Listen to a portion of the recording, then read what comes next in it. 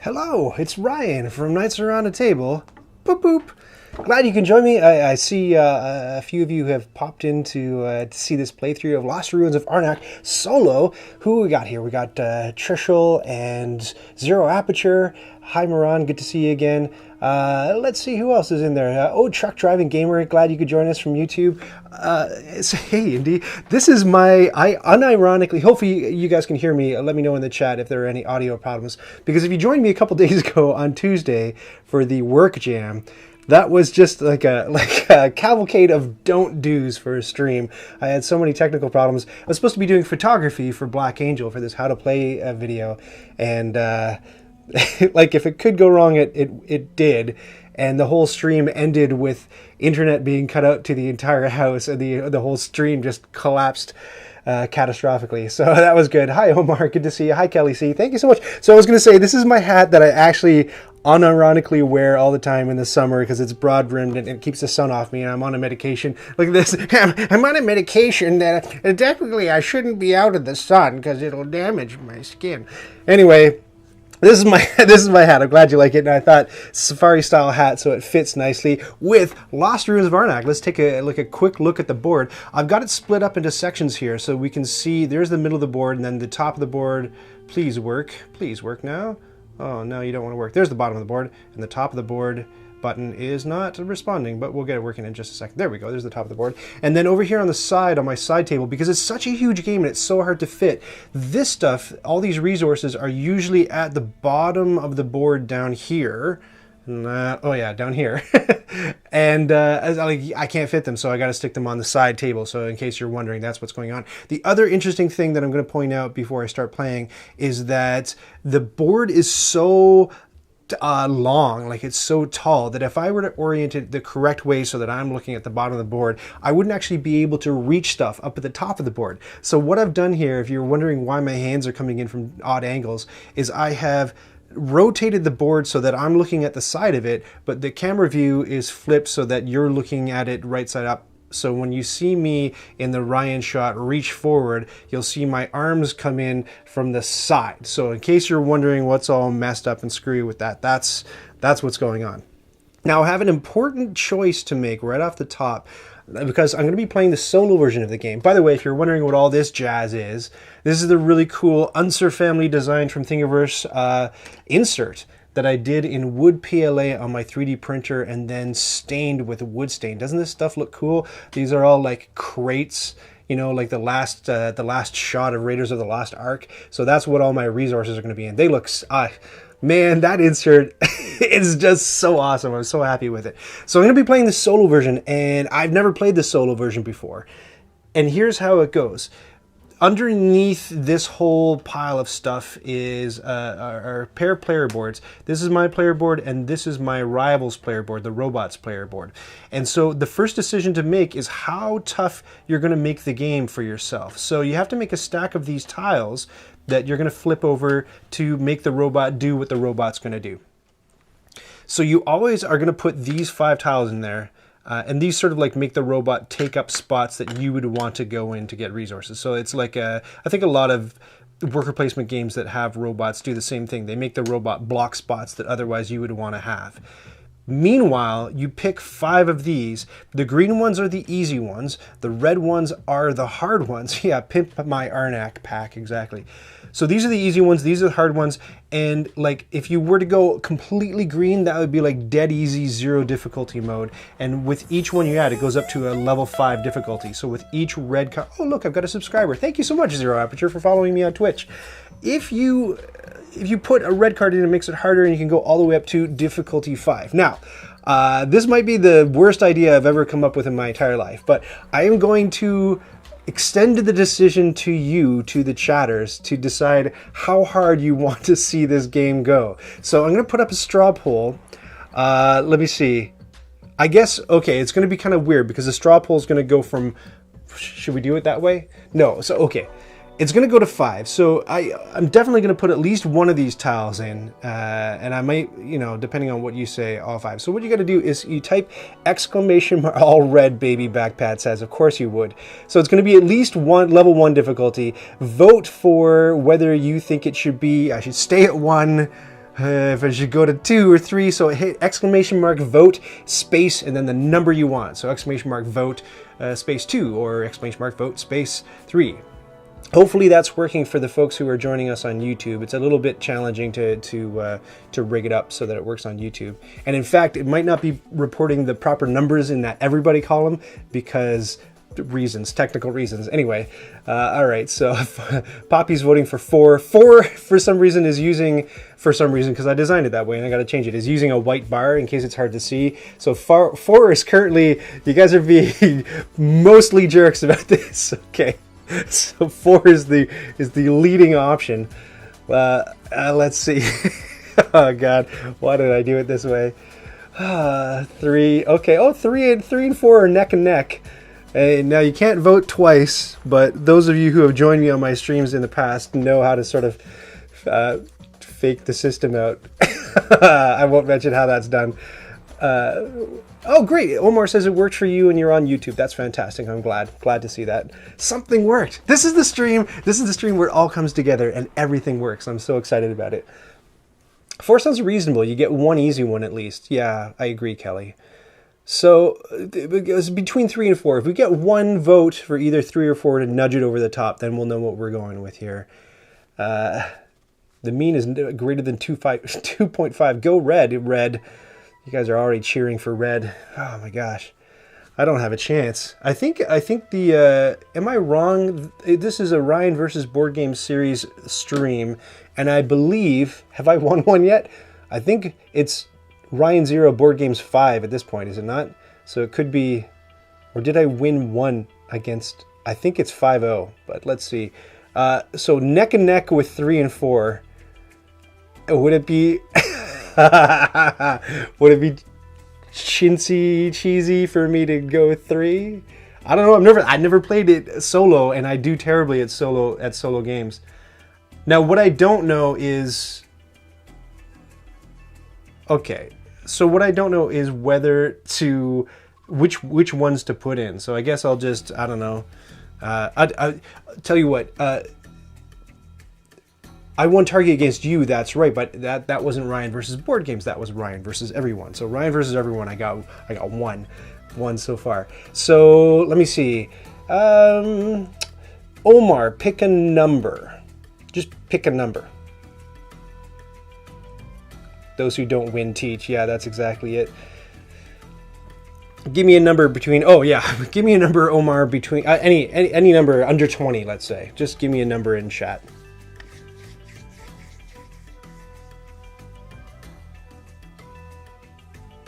Wait on you, Omar, give me a number under 20 in chat. Just any number under 20 while I do the snake charm dance. Did it. 3. 1, 2, 3. So that's the one that I will get rid of, and I'll put, oh, am I getting that wrong? No, this is the one that I will get rid of and slide this one in. So I'll do 4 of them. All right. You had your way, chat. Fine. So difficulty 4. Let me kill that straw poll and get that off of there for you. Difficulty 4. So now what you do is you take all of these tiles plus the tiles that are in here and you kind of go mixy-roo, and I'm going to shuffle them up. How's everybody doing today? On the back of the tile are arrows, and the arrows point in different directions, and those pointy arrows help you determine, like the robot has a certain hierarchy of what it's going to do when you flip a tile for it. And the arrows sort of break a tie. If you have a choice between this one or this one, you flip the tile and the arrow points to the one that you're supposed to choose. So over here, we got this bazang, and the robot player is ready to go. Here are my 2 explorers. I'm not going to teach you how to play, I'm just going to talk about how to play as we go along. And here are the bad guys explorers. Look at this though, cool, eh? Let me see. This is again from that 3D printed insert on Thingiverse that Unser family designed. A cool first player broken stopwatch kind of thing that I painted up with some gold paint and some brown paint. I'm not very good at model painting yet. Do you guys model paint? It's not, I'm learning. Here we go. Those guys are my guys, these guys are my guys, and then the bad guy is always the first player, and since I'm the second player, I get a compass and a gold coin in order to start 2 people on the board, and then it's a deck builder. So you get 5 cards to start with, and so you get 6 cards, and then you have to winnow that down to 1, 2, 3, 4, 5. Am I missing something? I am missing something. Uh-oh, that's bad news. Do. 2 fear cards. That's what I'm missing. So that's going to be backwards. Let's go over here. So these are the 6 cards that you get off the top of the game. You get 2 that give you a compass, you get 2 that give you a gold coin, and you get 2 nasty fear cards that get you -1 point.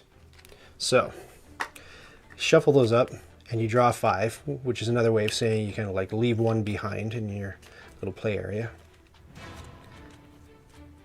Listen, we got this exciting adventure jungle music that I queued up. Hopefully you enjoy it. So I'm going to leave these cards sort of like out here so we can see them at all times.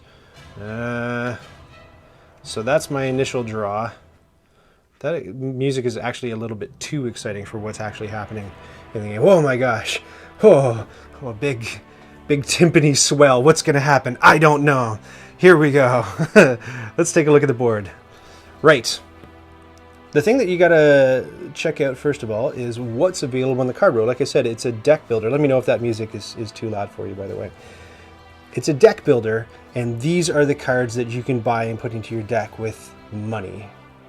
What do they do here? The horse, excuse me, the horse lets you draw another card from the top of your deck and get these resources. It's very expensive, costs $4, but it gets you a point at the end of the game. Or you can cash it in for travel costs. So it gives you 2 cars. The journal, exile this card, which means totally get rid of it out of your deck to research with your book for free. You've got 2 research tokens down here at the bottom of the board that are going to be traveling up this research track as you try to discover the titular Lost Ruins of or the Temple of Arnak. And then what else we got? We got the large backpack. Draw a card from the bottom of your deck. Exile this card to overcome a guardian on a site. We're going to be digging down here at these dig sites, and we're going to be uncovering essentially new worker placement locations to place our dudes. So what this says is you uncover a new site. Oh, you uncover a guardian of the site. So when you dig for a site, a bad guy comes out, a bad like prehistoric Lost World style monster that you have to overcome, not kill. The game never says kill. You overcome, you subdue the Guardian, and it's pretty cool because, as we'll see in a bit, the Guardians have little... I told you I wasn't going to teach you how to play, but here I am yapping. The Guardians have little symbols on them, and sometimes you can cash them in for travel. So if you defeat a Guardian or overcome a Guardian that's like a water guardian, then you can treat it like a boat. So essentially I think you're riding the guardian, which is, I don't know, it's thematically it's pretty cool. And then over here we've got the parrot. The parrot lets you discard a card into your discard pile for a jewel. All right. Oh, I'm not even looking at it. There it is right there, the parrot. Smashing. So the bad guy goes first. Unfortunately, I need to get back to the table in person again. The musical ambiance helps. Oh, I'm glad, Zero Aperture. Glad you like it. So, in order to take the bad guy's turn, we take the top tile and we flip it. And the bad guy is going to go to the first available, what's it called, space? Tablet space. So down here, now the bad guy doesn't actually get any resources. The bad guy is just like blocking stuff up that I can't get.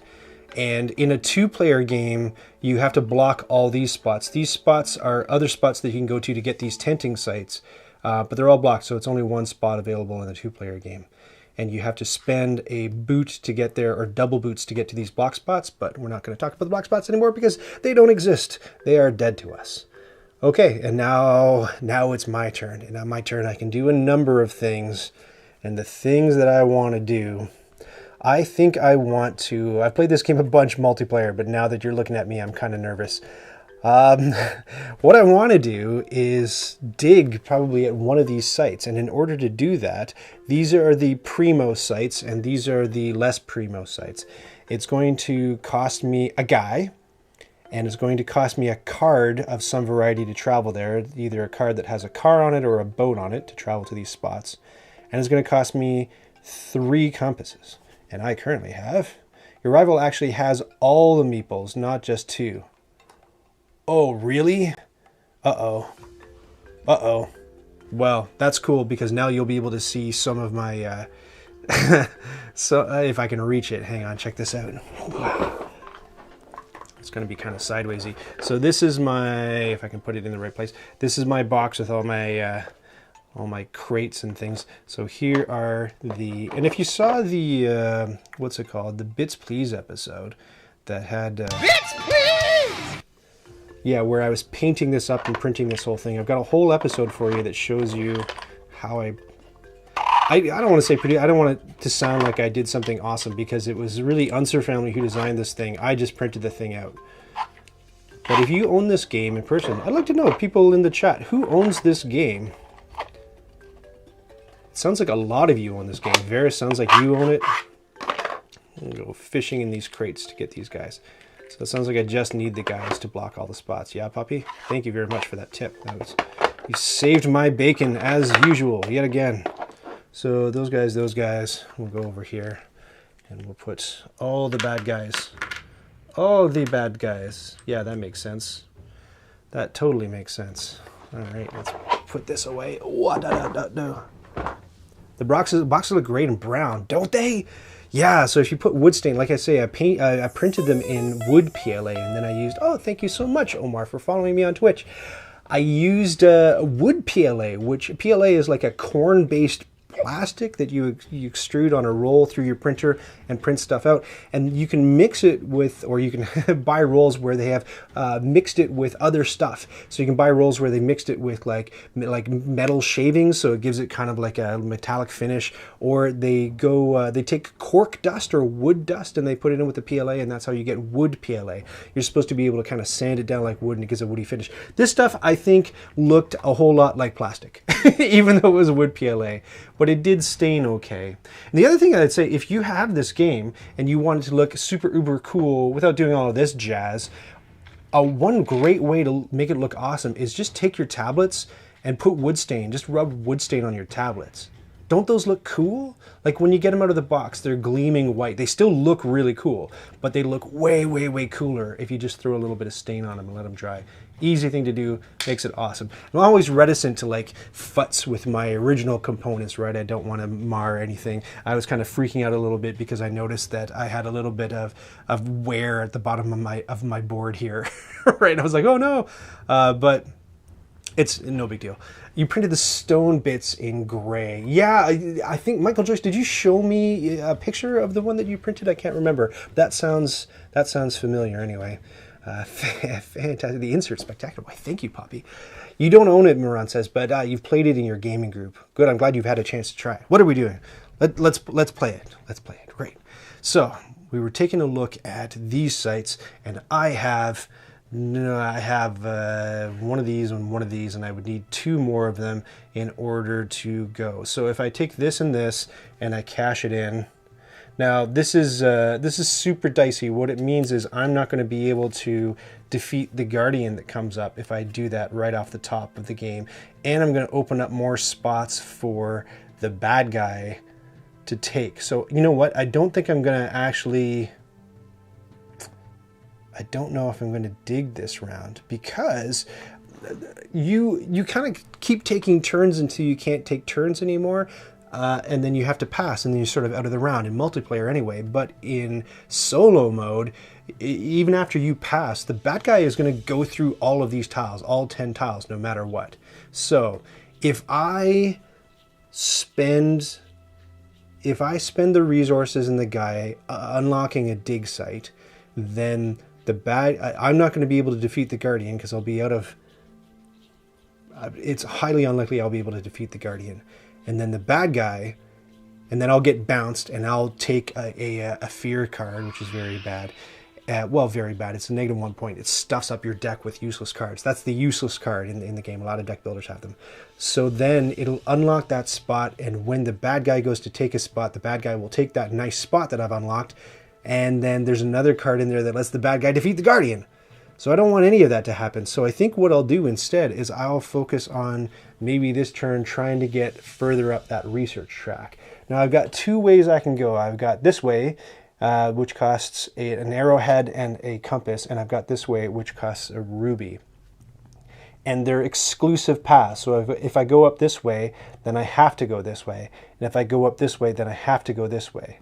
So this is really the cheaper way to go, because this costs an extra, you know what I mean? This costs an extra compass. So I think I'm going to go up the ruby side. And you can't really see the rewards because they're blocked by my Twitch follower account. But the Twitch follower account is important, isn't it? Let's keep that on the screen. It's important to me anyway. All right. So I think that's what I'll focus on. So if that's my plan, then I need to get a ruby. And this is the place to get a ruby. So what I'm going to do is I'm going to spend my fear card. And when you spend your cards, you put them into your played area. So that's just going off to the side. You won't be able to see it. I'm going to take my... Are you trying to beat the bad guys in points in solo mode? Yes, you are. So a lot of the bad guys' tiles just... Like, the bad guy doesn't get resources or anything. The bad guy just accrues points for doing stuff. So yeah, you're trying to beat the bad guy's score by the end of it. Good question. All right, so back here. We are going to put this dude... on here. Can you see that? No, we're on the bottom of the board. Here we go. I'm going to put this dude on here, and then I'm going to take this fear card and discard it in order to get a gem, a jewel, a ruby. Come on now. There we go. So that was my turn because I did a thing. Okay. Now to the bad guy. The bad guy is going to flip, and the bad guy is going to occupy this spot, arrowhead spot right here, and take it up. So I can't get an arrowhead. Bad guy gets lots of points, Poppy says. Poppy, you've played, it sounds like you've played this solo. Obviously, if you knew to put out a million bad guy tokens over here, a million bad guy explorers. All right, this guy's upside down. We can't have that. Come on, be proper. Are you an adventurer? Or are you just going to do headstands all day? Here we go. So, knowing that, now I can, if I want to, and I do want to, travel up that path. But I'm going to call the bad guy he for the rest of the game just because I'm fighting a dude. I am going to spend the jewel to get up here, but then I won't be able to get here because the bad guy has taken up the spot that... Oh my, I misread it. It's hard to see with a little bit of light glare. It's not cheaper to go up this side because it costs a tablet to go up that side. So I could still focus on going up this side, but I won't be able to do anything this round. Gee, tricky. Well, I think that I should probably take the last available spot to me by taking this gold and cashing it in for its boat value. So the way that travel works, if you've never played the game, is in order to go to the different tenting sites, you need to spend a boot. So those fear cards that I showed you have a boot on them. If we rock up to the top of the table, the fear cards have a boot. So you can either cash in a card for the thing that it does, and fear cards do nothing because they're scary, or you can cash in a card for its travel value. So you can cash it in for a boot. Now there's a hierarchy to traveling, and I'll put that on the side table over here.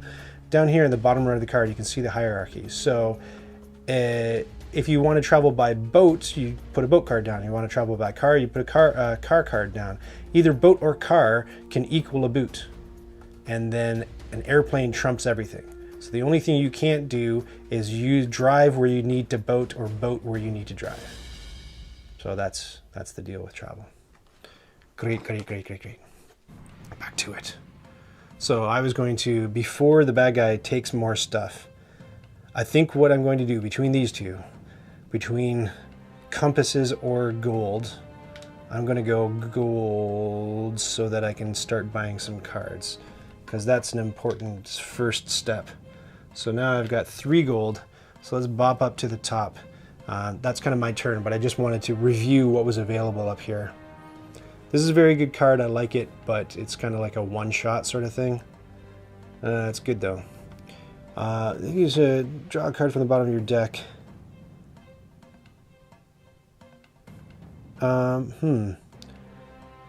Exile this card to overcome a guardian on a site not occupied by another player.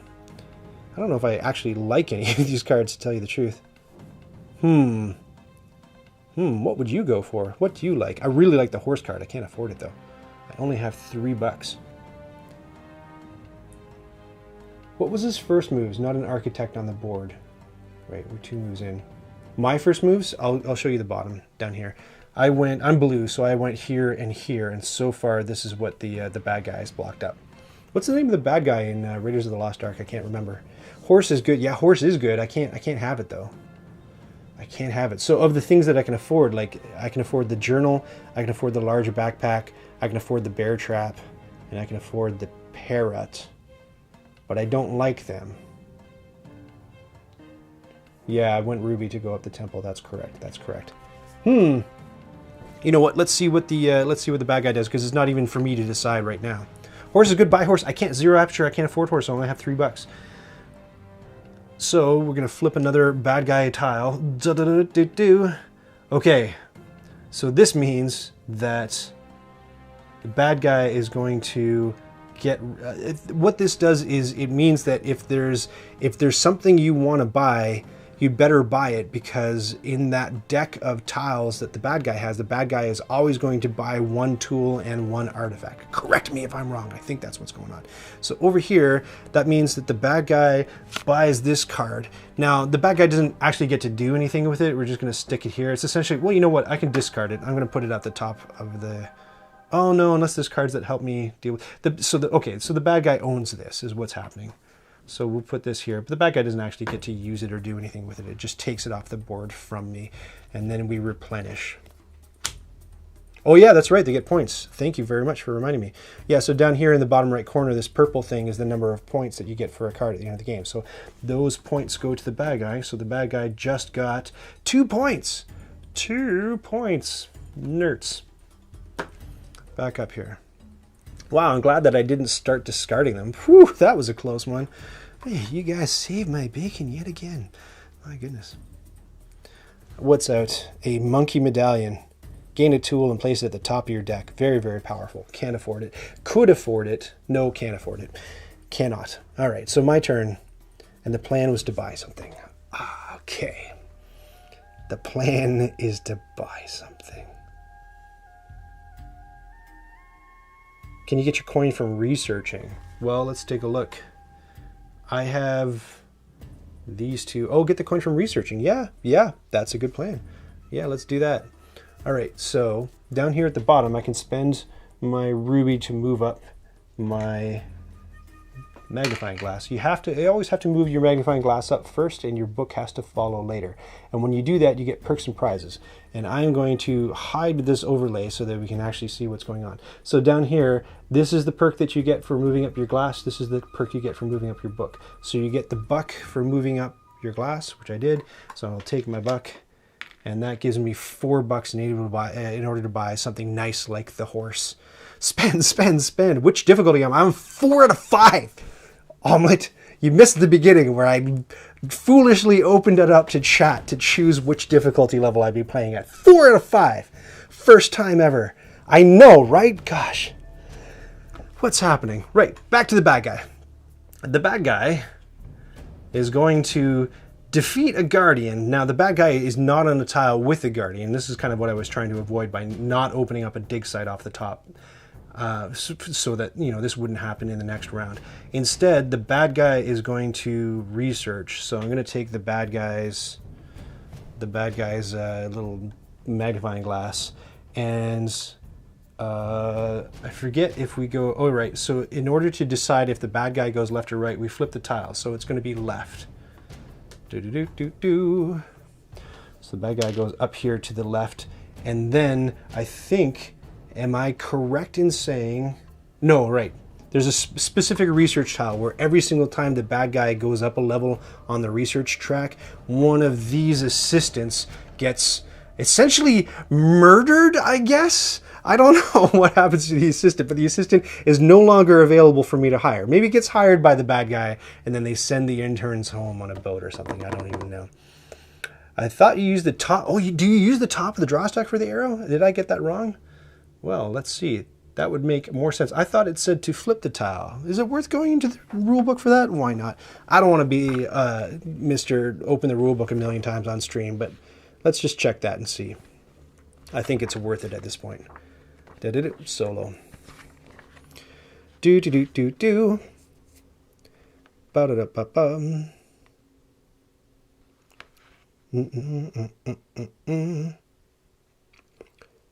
When the rival expedition has to choose between two more things, it always chooses the leftmost or the rightmost, depending on whether the arrow on the rival action stack. You're right. You're right. You're so right.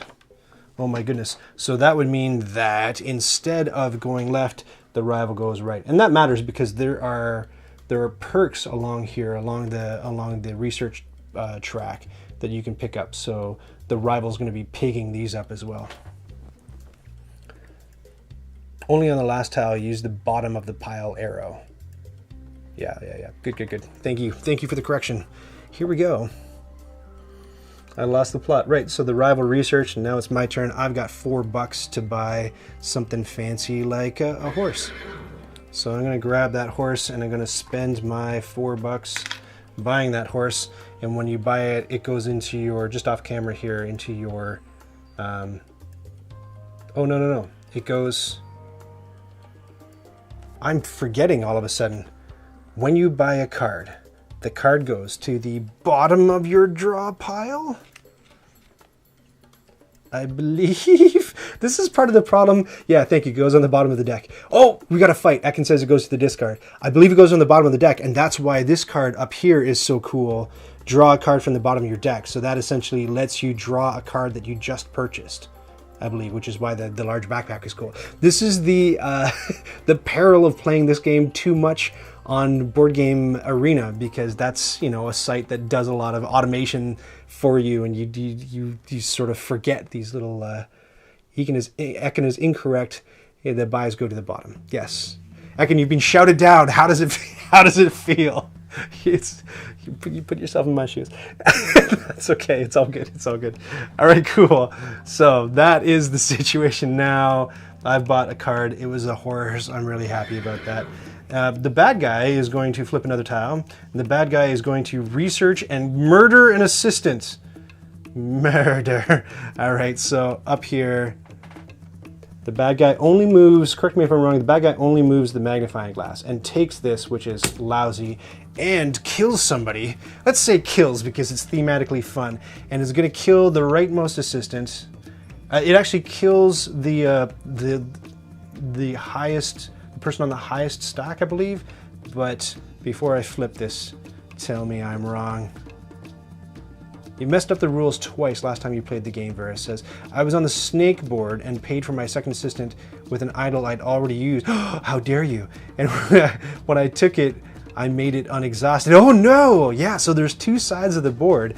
There's the side that we're playing on now, which is the bird side. If I hit the middle of the board, we should be able to see the bird. No, we can't. The bird, you know what? The bird is covered up. I've got this really cool holder for all these tiles, but the drawback is you can't see the bird or the snake temple on either side, on the other side. So it's there's a bird side and a snake side, and snake side is harder. And what the snake side has going on in the middle is, first of all, you gain a bunch of fear cards going up this track because it's like super scary finding this snake-shaped temple, I guess. Super scary. And I was about to play the horse sound effect. That's not right. Hold on here. What am I trying to do? Super scary. There we go. The other thing is that there's in this track you can get both of your assistants by going up, just moving up the track. But on the snake side, there's an assistant who's like exhausted in the jungle, and you come upon, it's like the intern messed up and went out without a canteen or something. So you have to like take the person home to the tent, and that person's like exhausted, and you have to be able to revive the person before that person is going to be useful for you. Not the case on the bird side. The bird side's a little bit more forgiving and friendly. Great hat. Why, thank you, Samuel. Thanks so much for joining me on YouTube. So if you're just joining us, I haven't lost yet, but I'm well on the way. Here we are. So the bad guy is going up, and the bad guy is going to murder somebody. I believe it's going to be the person on the right.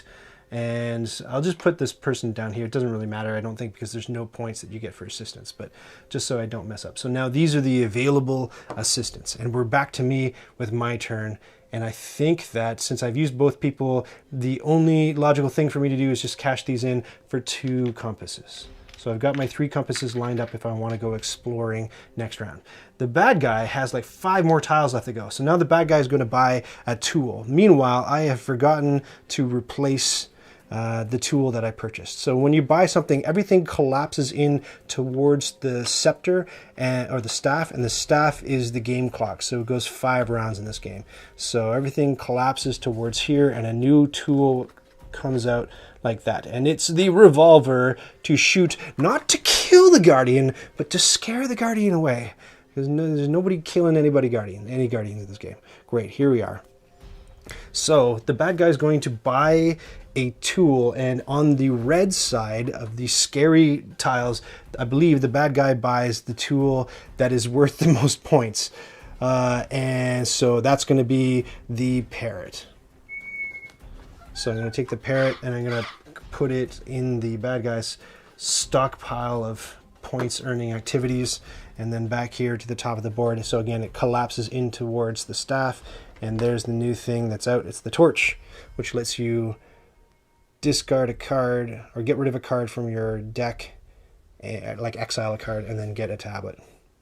Not bad. I've had that card with it combos nicely with some other cards, but I don't quite have that synergy going quite yet. Here we are. Here we are. Good. Okay, this is going well. I think this is going well. Is it? I think. All right.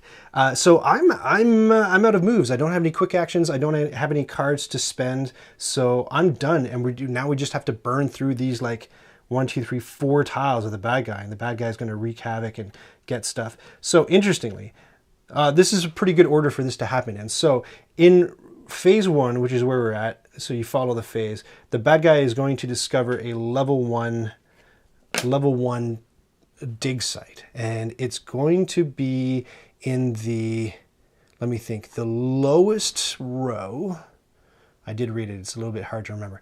So there's 2 rows for the level 1s, and I believe it's going to be in the lowest row, and because that arrow is there, it's going to be the leftmost lowest row spot.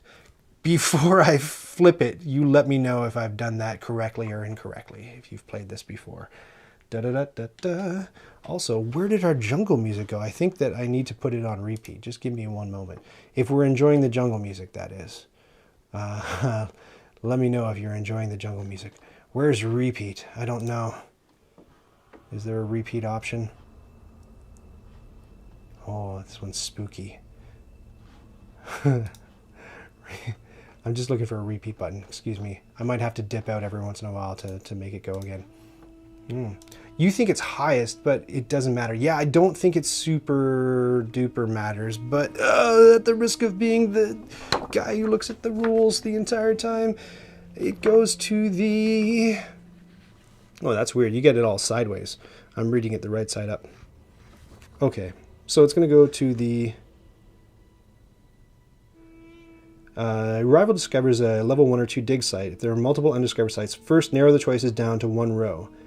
Preference to the bottom row. Ryan got one right. How rare. Okay, so where's the one that I grabbed? Here we go. In the middle of the board. So it goes to the bottom row and it's going to go to the leftmost one, and the bad guy is going to get this tile. So here's what happens. We put the tile on one of these things, and each of these tiles is worth 3 points. Now there's something weird going on here that if you, I can see you playing it. I can see you playing it incorrectly. Oh, thank you so much, Tony G89, for joining me on, for following me on Twitch. I really appreciate that. This spot over here says -1. Oh, let me go over there. This spot over here says -1, just like the fear cards say -1 on them. So you think like, oh, so the bad guy gets idols over here. Basically, if they're unique, they fill up these spots and they're worth 3 points to the bad guy. And if they're not unique, they stack up here. And you think, well, the bad guy gets what, like -1 for getting an idol? That doesn't make any sense. No. This reduces the 3 points to 2 points for each of these idols. So it's not like -1 total, it's 3 minus 1. So that maybe could have been a little bit more clear, right? So that could have been like more like a, hey, rules grandma. That could have been more like a 2 that would make, well, but then you might think that maybe it stacks and it's like 2 plus 3 is 5 for the tile. I'm not sure. We got a lot of Nat Board Game Arena players here. We sure do. A lot of Nat Board Game Arena players who can't remember how the thing goes moving the pieces around by themselves. Righto. Okay. what was I saying? Right, so that idol goes there. The bad guy has earned 2 points for doing that, or 3 points for doing that. In the middle of the board, we're going to flip this tile, and the bad guy doesn't get any resources, so it doesn't matter. But that's a dig site that gets you either 2 compasses or lets you grab a tool for free off the top row. And these are the available tools up in the top row. Cool, cool. And I might as well put a bad guy on there. And then there's a guardian that comes out. So every freshly discovered dig site is protected by some horrible monster. Let's see who this is. It's going to be the tiger. Right. So it's kind of good that the bad guy, just the way that the tiles got shuffled, there's one tile in there that'll let the bad guy defeat a guardian. And we've already seen that come out. So that didn't happen. So maybe that's a tender mercy. I'm not too sure. Great looking new boxes. Well, thank you, Origami-People. Do you do Origami-People? I was big into origami. I joined the Toronto Origami Society 20 years ago when I moved into the city and was doing origami for a couple of years there. Used to love it. And then I discovered papercraft, and I really liked, I don't know, the more faithfully accurate sculptures that you could do with papercraft, with cutting and gluing and stuff. The cheats in origami. And then after that, I discovered 3D printing. What's next? Holograms. I don't know. Refer to the tile. He doesn't get a guardian in round 1. He doesn't get a guardian in round 1. Wait. What, really? He doesn't get a guardian in round 1. You're right. Thank you very much for pointing that out. Yes, Omelette is absolutely right. We're going to sink this guardian down to the bottom of the bucket.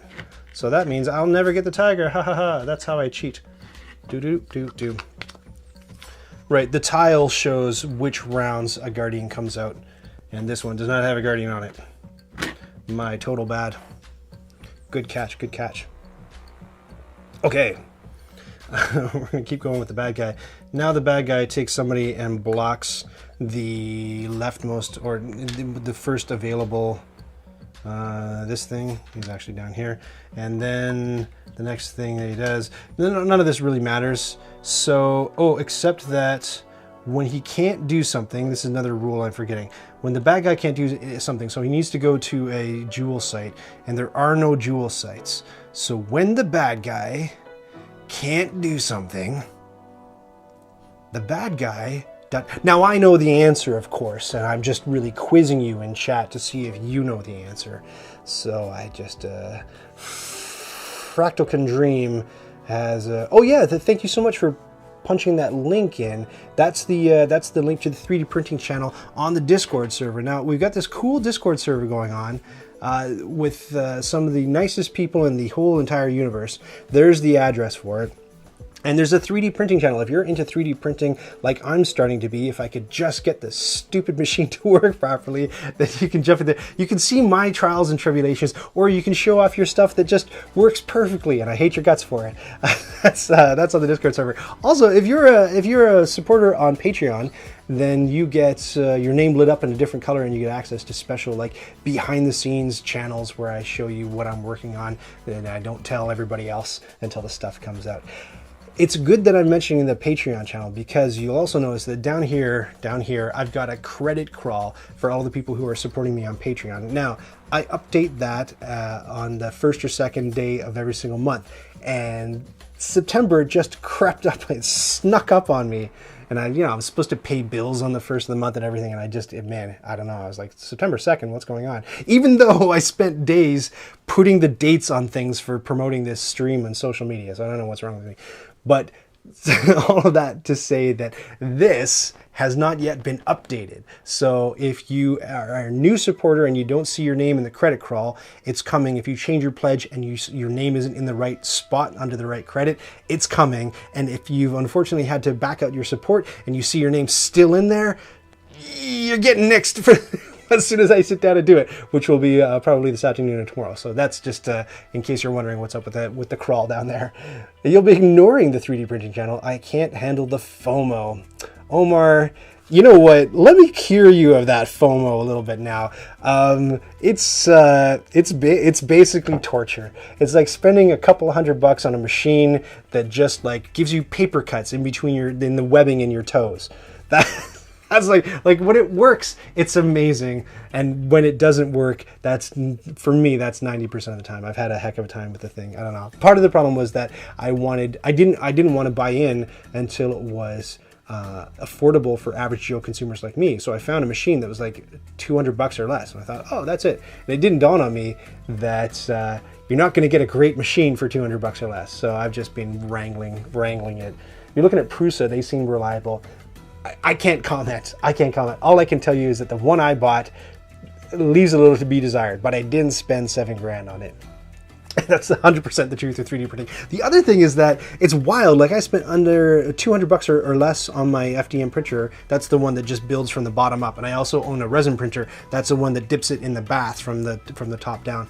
But it's funny because, you know, you spend less money on it and then you spend all this extra money buying upgrades to it to kind of like get it up to snuff with a way better printer, when really you probably just should have bought the way better printer to begin with, because by the time the money all evens out, you know, so I had to buy a different bed plate for it, and I'm thinking of investing in a BL Touch, which is like an auto leveling. This is all technical stuff. If you're not into 3D printing, it's not that interesting to you, but I can just see off in my periphery on my table. I just printed a different fan hood for it, and apparently you can upgrade the fan, but then on the printer that I bought, the cable connectors are too small and they burn out, so you gotta go buy new cable connectors for a remote control car hobby store, and on and on and on.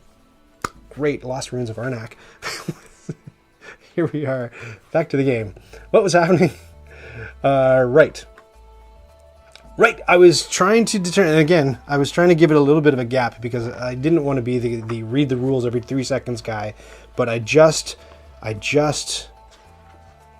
the rival does nothing when the action is impossible. So presently the action is impossible. The rival drew a jewel. There's nowhere for the rival to go where there's a jewel. And we'll do the last tile for the rival. Poppy has me covered above.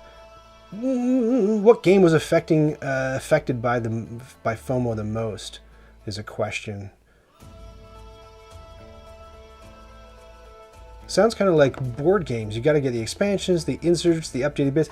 Do you though? Do you gotta?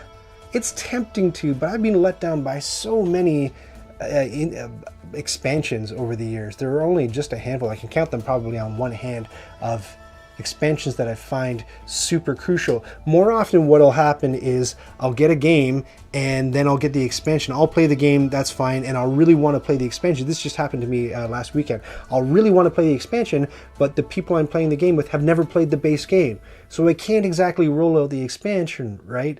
And then the next time I play with those people, we won't be playing that game anymore. And I just never get the chance to play the expansion. So many games like Voyages of Marco Polo, I've never played the expansion. Accompany was the one I brought out last weekend, and I insisted we play with the expansion. But the two fellows I was playing with, Omelette was one of them, Backbat was another. They had never played the game, and I thought it was kind of unfair, you know, for them not to have just the virgin experience of the base game. But man, yeah, I've got expansions out the wazoo that I haven't been able to play yet. Rails to the North is a great expansion to Great Western Trail. I didn't buy it because we just didn't play enough Great Western Trail to justify an expansion. But it'll be interesting to see what happens when they do, you know, the revised Rails to the North. I just asked Omelette, actually. You said that they're additionally, oh, this music is really tense. They're additionally putting out the Rails to the North expansion with new graphics. You didn't show me the same consideration with Terraforming Mars, says Diseased. It's true. 2 weekends ago, maybe it's 3 now, I brought out Terraforming Mars Big Box, and I put my foot down, damn it. I said, we're going to play with every expansion under the sun or under the Mars, and we did by cracky. And what did it take us, Diseased? It took 7 hours, 8 hours. It was it was ridiculous, but it was fun. We had a good time. It was a great game. Even though the game is good, I think Awaken Realms games cause a ton of FOMO. I'm trying to draw it to mind because I don't think I've played many or any Awaken Realms games. Give me some titles, Omar. Michael Sue says, if you only play with the expansion, then everyone gets the same experience. Yeah, like the meme. You're right. That's true. Right, 24 hours. Dizzy said it wasn't 24 hours. But we did save it for the next day, did we? Yeah, we did 2 sessions, I think. Tainted Grail, yeah, I haven't played Awakened Realms games. Nemesis is another one that I haven't played. They approached me actually about maybe commissioning a video for a Nemesis expansion, but I think they decided to go in another direction. Ether Fields, again, I haven't played. Yeah, so I haven't played, I don't think, any Awakened Realms games. For the entire game or for the first round, Among Sue asks the 24 hours. It was 6 or 6.5 all told, I think. I wish more games had more of the same expansions, like with Lost Ruins of Arnak. That's a great point, Jewel. I think, so if you don't know, this game is coming out with an expansion, a Leaders expansion, and Mott's is more of the same. So it's like an expansion that takes everything that you loved about the game and just gives you more stuff. So a great example is, I'm trying to see it on my shelf over here. Yes, Raise Arcana is one where the expansion is just like more cards.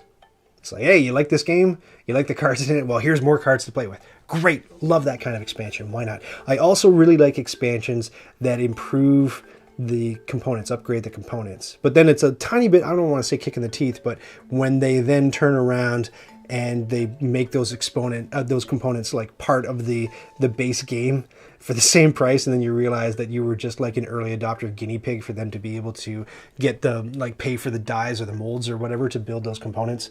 I think Alien Frontiers did that, and just, if you know the channel well, there's no end to the smack I could talk about Starling games. Arnak, right, Arnak, I'm so sorry, Arnak, here we go. Back to the game. Yes, so the bad guy is going to do the final thing. The bad guy is going to block a spot. I don't think it really matters. I don't think we have to put, but there is no spot for the bad guy to go on, so nothing happens. So we take all this, and I'm just going to souffle. Looking forward to the Beyond the Sun expansion. Hopefully it's mostly more of the same. I haven't, still not played Beyond the Sun. Rio Grande was going to send it to me, and then didn't somehow. I don't know what's going on. The one that I was hoping to get from Rio Grande was upcoming is Dice Realms, which uses the customizable die thing from Roll for the Galaxy Rivalry to do something different. All right, so that's what the bad guy is going to do next round.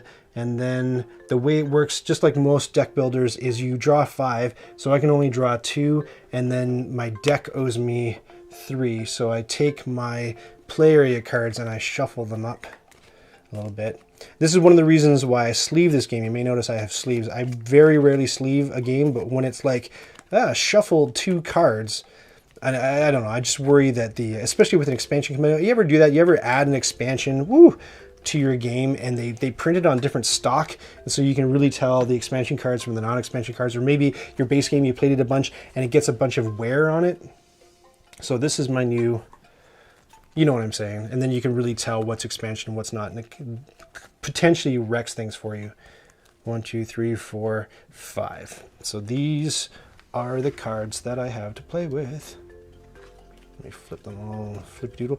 So of course I drew that horse because it goes on the bottom of your draw deck, making sure that, not making sure that you're going to draw it, but it depends on, and I didn't draw any of my fear cards, so that means if I've got 2 cards left, both of those cards are the fear cards. So next turn, double fear coming up.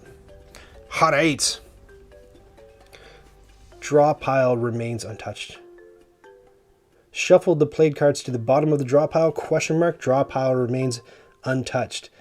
Yeah, so like you, don't tell me I've been doing that wrong my entire life. You draw as many as you can from your draw pile, and then if the draw pile owes you and it's empty, then you take all of your play area cards, you shuffle them up, and you form a new draw pile, and then you, yeah, I think what you're saying was, before you start your turn, you're supposed to shuffle up your play area and stick it on the bottom of your deck. It's effectively the same thing. All right, good. I think we're good. Right, so the bad guy goes first, and what am I forgetting? I'm forgetting to take everybody back from the board. So that's me, and these are bad guys. Oh, thank you so much, Boapi, for following me on Twitch. I appreciate that. Look at these numbers going up. Oh, I took the number off the screen. One moment, please. There we go. 77. 77. The year of my birth. That's right. I'm as old as Star Wars, kids. Whoo! Right. Back to it. Da-da-da-da. I was just watching some fun Star Wars TikToks earlier today. Great. All right. These hosers are ready to rumble. And Have I forgotten anything? Yes, I have forgotten one thing. So, since we're in round 2, the staff moves over. Well, first of all, yes, the staff moves over. Wait, these 2 cards get discarded is the first thing that happens. So, this goes up here, and this goes up here. Then, the staff moves over. Correct me if I'm doing it again. This is something that BGA does for you. So, and then you deal out, you fill up these 2 spots with the artifacts. Now let's take a look at the new information that's out on the table. We have the Guardian's Crown. You could move a Guardian from any site that you occupy to an unoccupied tent or level 1 site with no Guardian. Activate that site. You can move a Guardian to a tent site. I don't think I've ever noticed that. Have you ever noticed that you can move a Guardian to a tent site? The ones on the bottom of the board down here? Really? I've never even noticed that that's what you can do. Wow, okay. The star charts. Pay $1 to activate any 2 different tent sites. I quite like that card. It's rather expensive.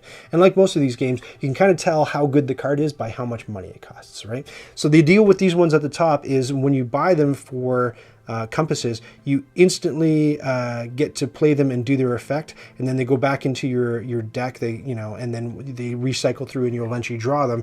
But then anytime thereafter, when you go to play them, they're going to cost one of these tablet resources. Badunk. So never play that card. It's garbage. The Guardian's Crown. It does sound quite garbage.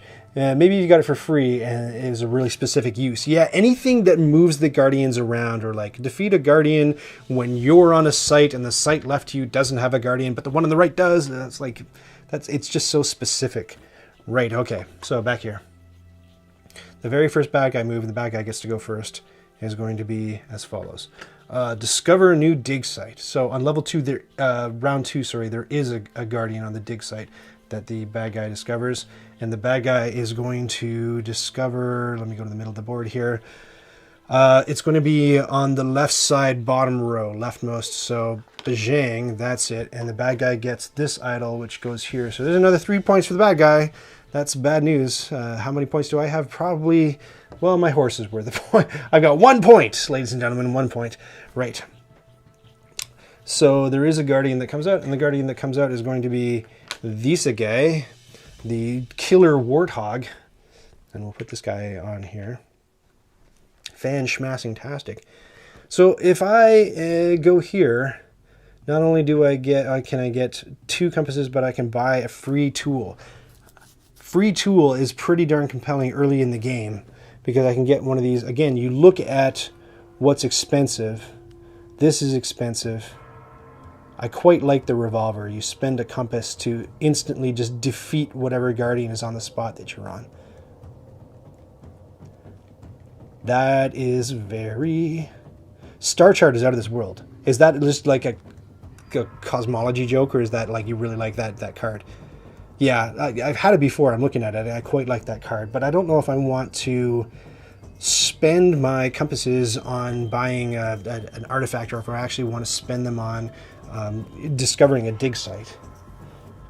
And then just down here, let's just check out where I am on the research track, because this was a thing too, going up on the research track. It's a joke. It's also good. Yes, it is a good card. All right, let me think. And I have the horse. Well, there's no reason not to... Is there a reason not to spend the horse right away? Let me think. The horse is going to let me draw a card, and I know the card that I'm going to draw is a fear card. But fear cards are good earlier in the game because they help you. Oh, thanks so much for following me, Krisham2 on Twitch. I appreciate that. You made the number go up. 78 was the year that my wife Cheryl was born. And it's funny because she looked a bit young for her age, and everybody thought I was robbing the cradle majorly, to the point where I should show you some wedding pictures on a different stream. They called her my child bride. But we're a year apart, so I don't know. It's not super fair. But the cool thing is we're celebrating our 19th wedding anniversary on the 7th. And we're going to get a little getaway. That's why Sunday night stream is canceled, because we're going to be shacked up in an Airbnb somewhere. But it's okay, we're married. We're 19 years married, it's good. No, we're not vacationing in sin or anything. All right. Yeah. I'm losing my train of thought here. What just happened? You did this. I was thinking about whether or not it would be a good idea or a bad idea to use the horse, because it would just draw a fear card, but then I would be able to use one of these bottom spots, which are good earlier in the game. Or if I should just because the longer I leave these, the more the bad guy will take them. Or whether I should, what do you think I should do? Would you go here and grab a free tool, perhaps the revolver, since I think it's very good and very valuable. 20 next year, says Michael. Better plan something good. Yeah, you know what? For our 10th, we went to New York City, and I was in the middle of telling a we went to New York City story when we went to church in Harlem. I was telling that story on Tuesday when internet to the whole house cut out and the stream just crashed entirely. It's funny you bring up our 10th. What did you win by 17 points, Truck Driving Gamer? Has anyone kept track of the number of consecutive plays they had in the final round after the bot is done? My personal record is 26 consecutive actions. Holy crap. I hope you're not expecting that kind of performance from me, because right now I have streamer brain, which means I can't keep this game in my head because I'm trying to. I'd get the revolver, says Sir Vliam. You would get the revolver. If Sir Vliam will get the revolver, then I'm going to get that darned revolver. That's what I'm going to do. So back here to the middle of the board, I'm going to pay a car. I'm going to pay, since I only have $0, I'm going to pay my dollars car in order to take my guy and go over here to this location and then up here, bop up to the top of the board. I'm going to buy the revolver, so everything collapses in towards the staff. And the new thing is Panning for Gold, which is a little bit of a garbage card, something you kind of buy like at the end of the game. And this goes into, sorry, it does not go into my play area. It goes to the bottom of my deck, and I'll draw it next time. So good to get in a fight with a guardian in the next round, right? Right, back here. So that was my action. Now the bad guy gets to do something. And the bad guy is going to pig up. Man, the bad guy likes to hog that spot, eh?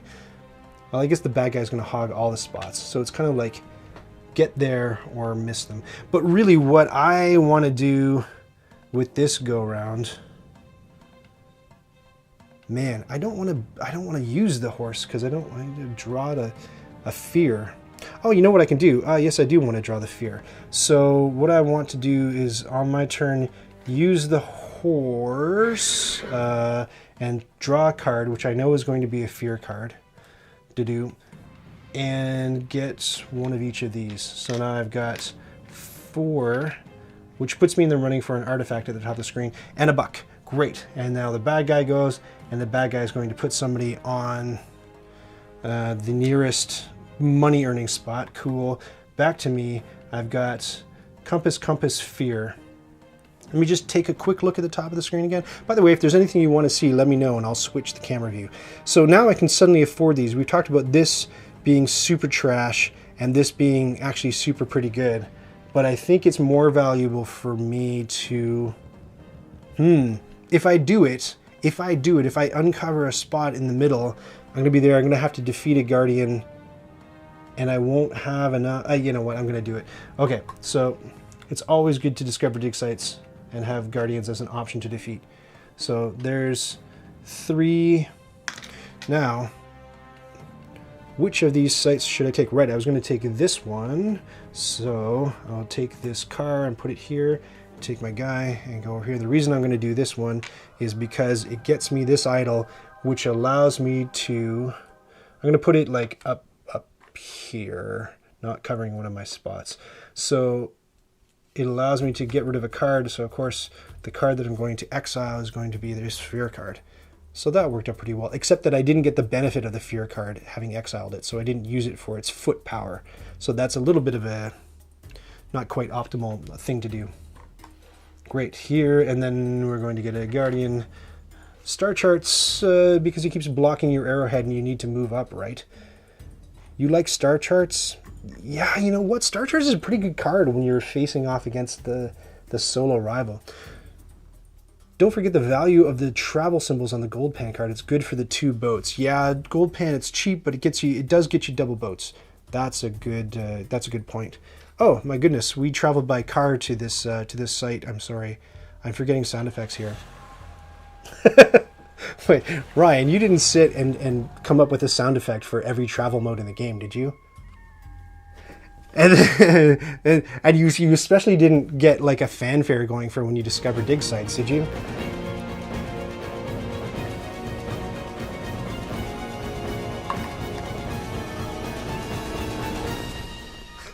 Oh my gosh, if only it could be that exciting when you follow the channel. Right. What are we doing? What do I get?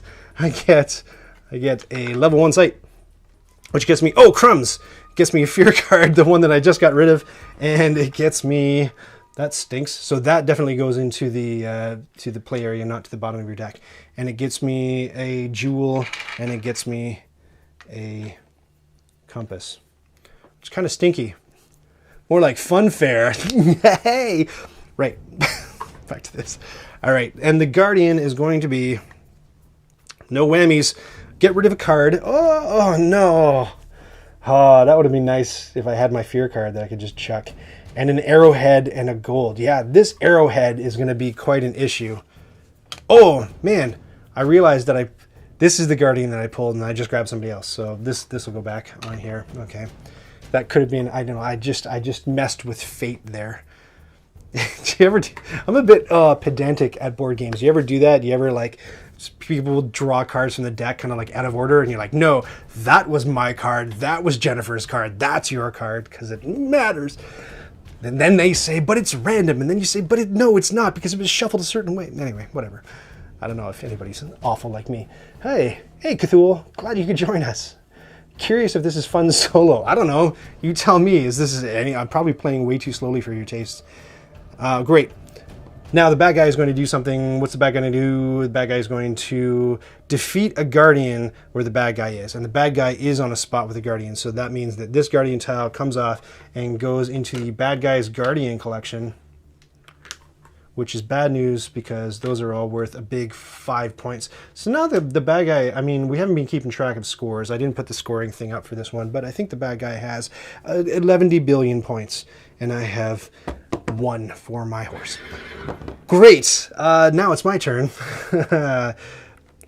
So it feels like ain't no way I'm going to defeat that Guardian on this turn. I've got a gem. Oh, you know what I could do though? Aha. So down here, I could move my book up using my gem, and that would get me a, you can't see it because the Twitch thing is there, but that would get me a silver assistant. So why don't we go check out what the assistants do, because we haven't looked at those yet. The assistants.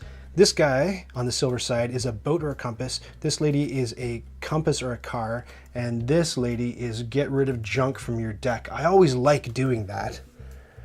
It's not a good game to learn solo. I promise you I'm not learning it solo. I've played this a million times, but this is my first time solo. So the kind folks in chat have ironed out some problems I've been having. The arrowhead is the issue. The arrowhead is the rub. I do really need compasses so that I can get into a fight with a Guardian next round in order to defeat it automatically with my revolver, because I know I'm going to draw the revolver. Yeah, I agree. I wouldn't learn this solo. I don't think you'll get a good appreciation for what it does if you just learn it solo. But I'm having fun solo, definitely. It's a really fun, like, resource conversion puzzle. Are there any options I'm missing? I've got 2 compasses, which means I'll be able to discover a dig site next turn. I'm out of guys, so all I can do is buy cards or spend cards. And I've got these 2. Oh, there's my third compass, so I'm not worried about exploring. Let me just, so that I remember that I'm doing that, let me just cash that in to get my third compass so I can just see that really clearly. And then if I move up and I get that or that, I'm just looking at these assistants and trying to think of what would be good. Like I really like Kill Card McGee over here, very much. These two, I'm not huge on them. Your little treasure is an arrow in a pinch. Yeah, that's a good point. So Michael Joyce brings up a good point. If you don't know the game, these are idols that you collect for discovering dig sites, and they're worth 3 points to you. And you've got 4 plus 7, 4 plus 3 is 7, 9, 10. You got 10 points showing on the board here, and you lose those points by covering them up with idols you've collected. But in doing that, you get to choose from this suite of things down here whenever you cover up and lose some points by throwing an idol there. Yeah, that's true. Well, what happens when I move the old magnifying glass up the research track? I get up here and I would get 2 compasses, which I don't feel like I super need right now. If I don't want star charts, you know what? I do want star charts. Don't get me wrong. I do want star charts, but I don't have a really good way to generate tablets. I don't usually like going for artifacts unless I have a card in my hand that gets me tablets. And this card up at the top here, Torch, that's what gets you tablets. I don't have the money to buy it. Oh, then flip it upside down. Thank you, good point. Yeah, when you collect it, you gotta flip it upside down. Yes, yes, yes, very good.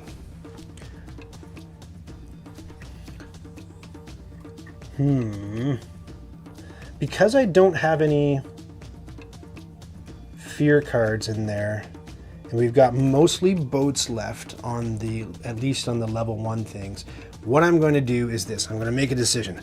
Executive decision. ADHD, bad at executive decision and functioning. But here's what I'm going to do. I'm going to pay my gem, because I can't save money as much as I try, to take my book and move it up to, you know, that's lousy though, because I'm going to be following the stupid rival, and I could get extra stuff if I go this way, right? You know what I'm saying? Oh, tricky, tricky, tricky. It might be, yeah, you know what? No, forget that, forget that. That's bad plan, bad plan, bad plan. I'm taking my jewel back.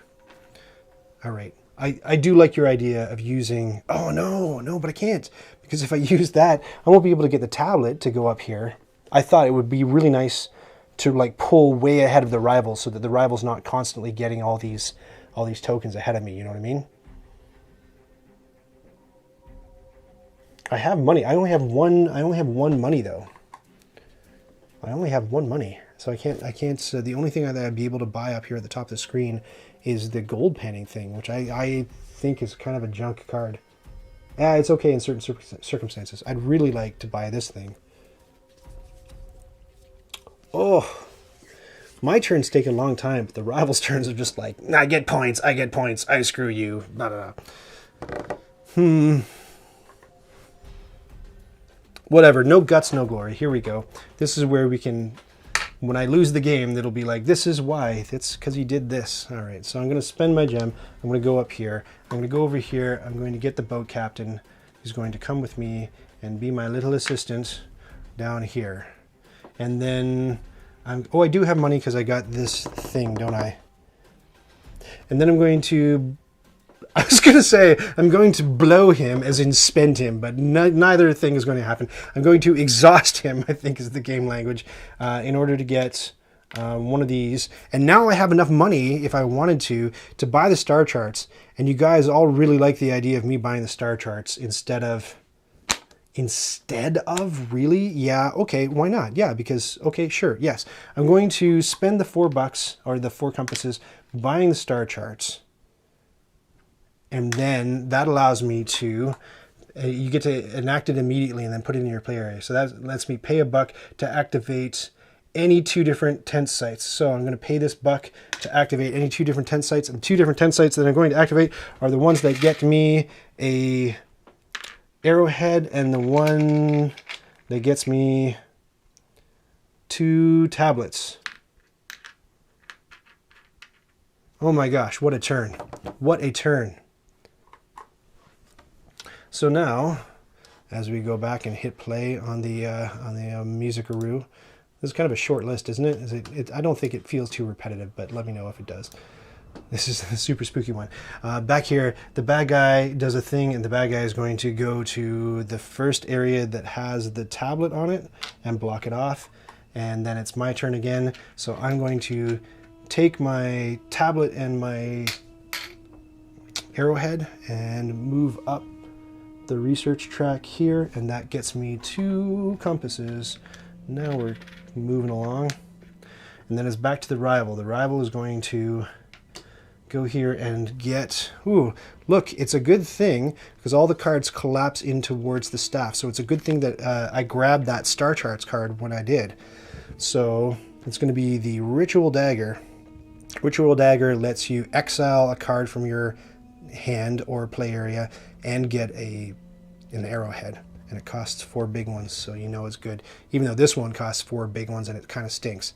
Okay, so the rival is going to grab the card that gets the rival the most points, and in case of who knows what, it's going to take the rightmost one. So look, the rival is going to take this crapo card off our hands, so it's not available anymore, and they're going to put that down in the rival's collection area.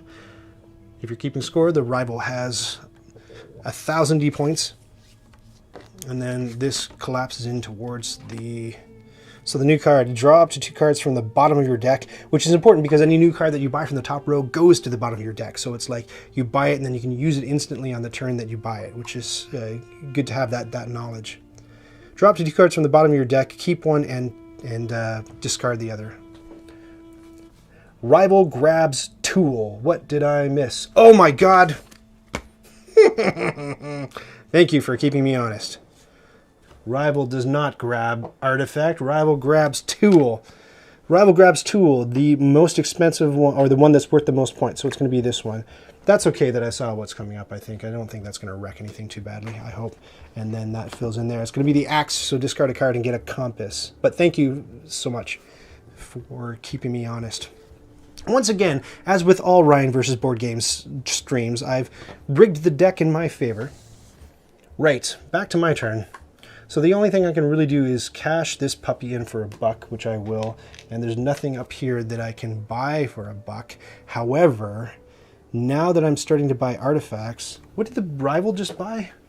The rival just buy the thing I wanted? The rival just bought the thing I wanted. Crumbs. So that card is really, really good when you're going for lots of artifacts because it lets you, you know... Right, but I have Star Charts. Oh, but I need that in order to activate Star Charts. Oh, nuts. Oh, but I have 1 precious tablet left that I have to remember not to spend so that I can activate Star Charts again. Okay, good. So I did that. Good pan. Was that? Are we punning again? Was that a gold pun? So I've got that. The rival's going to go. The rival is going to move up on the research track. So the rival only has 1 choice, and the rival goes up here, and the rival is going to murder one of the assistants, and it's going to be in the fullest stack, which is this middle one. So, pa-chow! Hacky slashy, or whatever happens. So that's the dude, it's the gold miner dude who's available now. Great. And it's back to me, but I think I'm pretty much done, unless I want to spend that idle. Let's look at the research track again. Oh, right, the other thing. Oh, no! Oh, no, I forgot. I forgot that I have a guardian that I need to defeat. So I'm just going to do a little whoopsie-doo turnaround here. Instead of doing, oh, no, but then I can't defeat it if I, oh, my gosh. Oh, what have I done? What have I done? I think I've pooched myself. So this makes me chuck a card, use a gold. No, I maybe shouldn't have gone up on the research track. Silly, silly nerd. Silly nerd. Oh, well, you know what? Doesn't matter. I'll take the hit. I'll take the hit. I'll take the hit. I'll take the hit, especially since that kill a card assistant is still kind of an available thing. We'll see what happens when the rival digs down to it. 79 followers on Twitch. Egads, you guys. We're almost at the magic number. Do you know what the number is? Tell your friends to follow until we reach it. Right. Okay. So I think I'm done. I think I'm gonna pass. Let me just take a look at the research track again. At the research track, to go up, I would need, no, don't have anything like it. Nothing like it. Okay, great. So I am definitely going to pass. The bad guy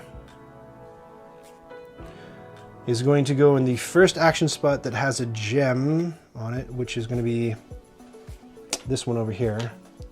And then the bad guy is going to go to the first spot. I don't think this really matters because, you know, I'm done my turn. So the bad guy's just blocking nobody. Then the bad guy's going to go there, and then the bad guy is going to... this is the one. I knew this was coming up. So the bad guy is going to take...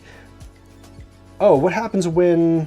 This is a good question. Hey, maybe Poppy, you know. So the bad guy is going to take the card that's worth the most points. There's two that are worth the most points. Normally what we would do is we would look here to see which way the arrow is pointing, but there is no arrow. Is that where I got confused? Is that when you flip this and look at the way the arrow is pointing? Or do I reshuffle the bad guy's stack? What's the deal there? Does anybody know? I don't. Don't make me go to the rule book. I might have to.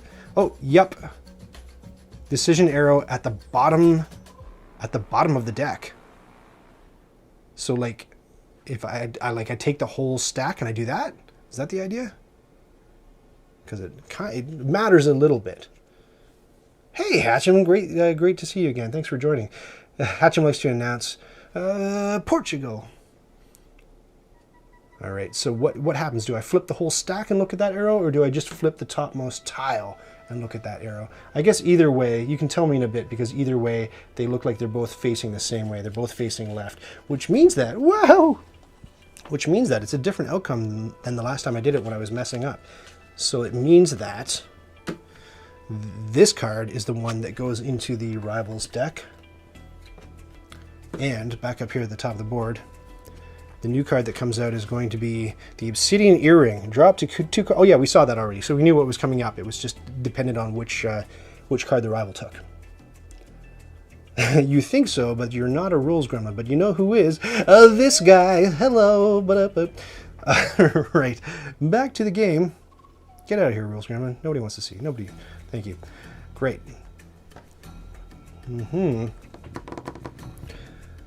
So that's all done. So everybody's going to come home. And because I'm coming home here without having subdued the Guardian, because I goofed, I'm going to accrue a fear card into my play area, which kind of stinks. But everybody comes home. Those are my two guys. Here's everybody from the Rival Expedition. I don't think it's super fair that the Rival Expedition has like 9 people in it, and I have just my 2 lousy little Indiana Jones wannabes. All right. Just going to take a quick drink before we get on to round 3. Little drinking music. Great. These 2 cards get pitched. This moves over to round 3. Everything collapses in towards the staff, and these 2 cards come out. And they are move a guy to discover a tent site for free. You may activate it twice instead of once, so you don't have to pay the travel costs. And this is use the effect on the gold side of one of the available assistants on the supply board. It's nice because at the bottom of them it shows you what they do on the gold side. Okay, I am a rules gremlin, says Poppy. If you need a tiebreaker for the final action tile, use the arrow on the tile at the bottom of the used tiles pile. Thank you very much for looking at that. It wouldn't have mattered in that situation. It goes left either way, but it's good to know in case that happens again, and it does matter. I really don't think this is going to come down to a close game, but let's see.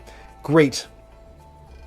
And then once again, it's my rival's turn. So let me just shuffle this deck and ask. The music makes the game more thematic, doesn't it though? Oh, I've got some of these upside down. Let me just switch them here. I'm glad you're enjoying the music. This is a service that I signed up for a free trial for 30 days. They want $12 a month, but I've been getting good feedback on this stream and the last one that you guys like the music, so I may invest that. You know what? I may make it a goal. That's what I should do. I should make it a super chat or a Patreon goal and say if I reach this much, then we can have music in all the chats at the end of the month. The chats, the streams. Have fun. Good luck. Sleep time in Tokyo. Good night, Tokyo. Thanks for joining us, Oregon people. I might have missed it in the chat. I asked you a question about whether or not you do origami, and then I blah blah blah about myself and my origami adventures. Play board games with music to make the game more thematic. That's the plan. Do you do that like in real life? You're saying Zero Aperture in real life? Because I know there are different channels on YouTube that have ambient and thematic music that you can play with board games. I forget some of the channel names, otherwise I would name them. Great. So the bad guy gets to do something first. I don't think I've forgotten any setup steps. The bad guy is going to block that money spot right off the bat. So the first available, or it's going to be the topmost available money spot. No money, no money, no money. So it's at the bottom of the board. It's going to be this one. That's blocked off. Great. Now it's my turn. Excuse me. I grab 2 cards and the deck owes me 3. It's always 5 cards no matter what. There's nothing that increases your draw limit. But there are cards, like you saw, the horse, that lets you draw another card from your draw pile. All solo gamers hate the bot in any game that has one because they always get free stuff all the time, right?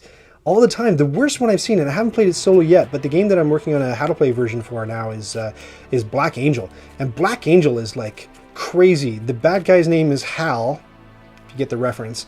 And the bad guy just gets like 3 points no matter what it does. It goes here, it gets 3 points. It goes there, and it can't use the die that it placed. Yeah, 3 points anyway. It doesn't really matter. Just 3 points. Every single thing it does, it gets 3 points.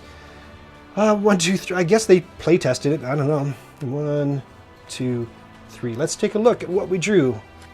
We know at least one of them is going to be that sweet, sweet revolver. So I have some options here. Well, you always have options in this game. But the option specifically that I'm thinking about is that I could go to the site that has the spider on it and use the revolver in order to shoot the spider. And the spider's going to be worth 5 points to me. Or I could cash in one of these things to get a compass and discover a new dig site, which gets me another idol and a chance to fight another guardian, which I think is probably... You do origami and board games. What's the coolest thing that you've done with... Oh, sorry, you're trying to go to bed, but I gotta know. Have you done any Robert Lang models in origami? If you don't know, you might not, because origami isn't necessarily a gigantic thing, but I don't know, there's nerds here.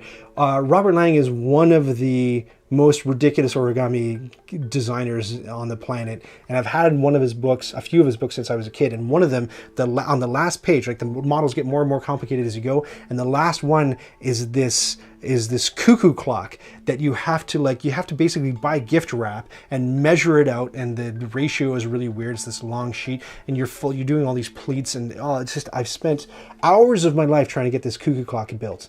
And I got pretty far one time, and then it just always crashes and burns. And then I saw that he had done a crazier version of it called the Bavarian cuckoo clock. That's not only an origami cuckoo clock that you can pull the thing and the bird pops out, but it also has like all these ornate leaves all over it. One piece of paper.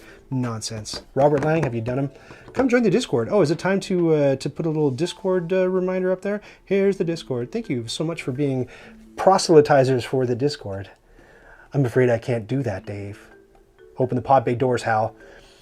Hello, DJ McPhee. Glad of you to join. Speaking of the Discord, DJ McPhee is very active on the Discord, as are many of the people who are in this chat.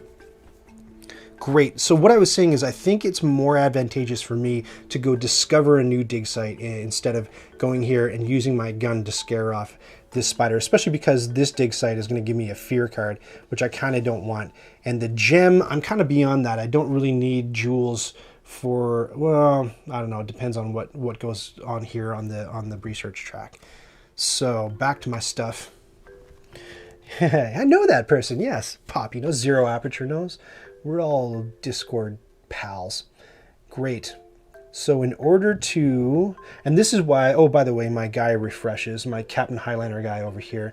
And this is why I got him, because he gets me a free boat, and right in the middle of the board, almost all of the car spaces are taken up, but all of the boat spaces are available. So that's important. So I need 2, oh crumbs. Maybe I can't use the boat guy because I need, here's the situation. I need a I need one compass in order to scare off the guardian at my new dig site, and I need 3 more compasses, so I need 4 compasses total. This one will get me a third, and then I need 1 more, so I might not be able to use the boat guy to travel, so I might have to actually tap him right now in order to get that compass that I need, and then spend this one in order to get the other compass that I need. So there's 4, the 4 that I need, and then... But I'm even wondering if I should do this, or if I should... Because I know that the spots on the bottom are going to get pigged up by the bad guy, and I do have a fear card. So I think what I'll do instead is I'll use my fear card right now in order to get one of my guys on one of these spots. And the spot that I'm going to do, looking at the research track to see where I'm trying to go next, I'm going to need tablets and I'm going to need arrowheads. Or down here, an arrowhead and a tablet. I'm going to do this because that'll get me my second assistant. So what did I figure out? I'm going to go here to Arrowhead Land and get an arrowhead, and that's going to be my turn. Hopefully you followed that, because I didn't. I just forgot what I'm trying to do. Please remind me in a minute when I lose my place. All right, so the bad guy is going to go up. The rival expedition, I should say, is going to go up. Now, there are 3 paths that the bad guy can choose. This one, or this one. And so we're going to defer to the arrow here in order to find out which one that the bad guy does. So does that mean the bad guy never does the middle spot? Is that the idea? So the bad guy's going to go over here and waste this upgrade thing, and the bad guy is then going to murder one of the assistants. So the bad guy's going to murder the assistant that's in the highest stack. And just feeling around, I think all of these stacks are equally high. Oh yeah, Origami People, are you looking up Robert Lang's stuff? Robert Lang's stuff is ridiculous, but you know what? There is another, to quote Star Wars, which I'm as old as. There's, I forget what the dude's name is. He's got, I think he might be, oh, this is pretty risky if I say he's Chinese and he's not Chinese. But I think that his last name was Chan. I might be wrong. But his models, like, he makes Robert Lang look like just like a kindergartner just ripping up shreds of paper. Like, his stuff is unbelievable. Is his name Wang? I don't know. I'll try to think of it as we go. Right, here we go. The bad guy is going to murder somebody here, and it's going to be the leftmost person. So take off A. So the compass lady is now no longer available as an assistant. That's okay. I'm not too worried about these assistants because I've almost got my second one.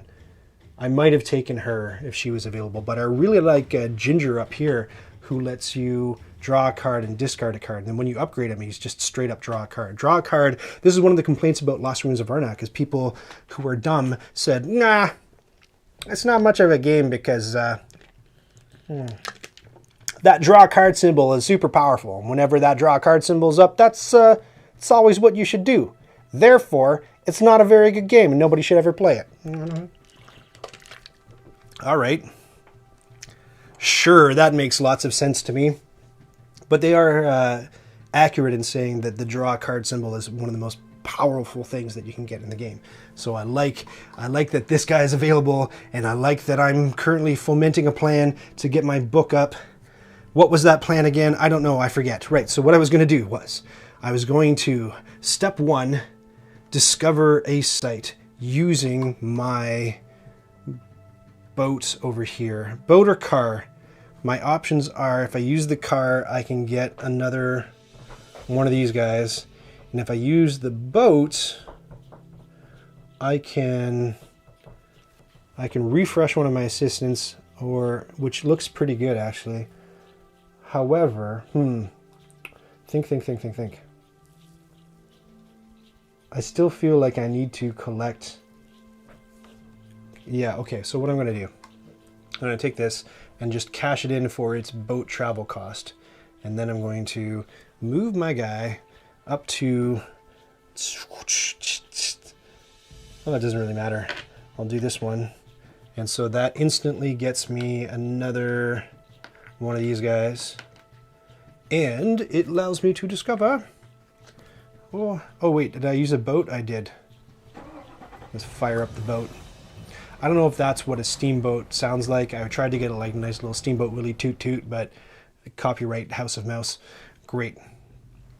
So this is going to be the dig site that I discovered, and it gets me, oh, very, very nice.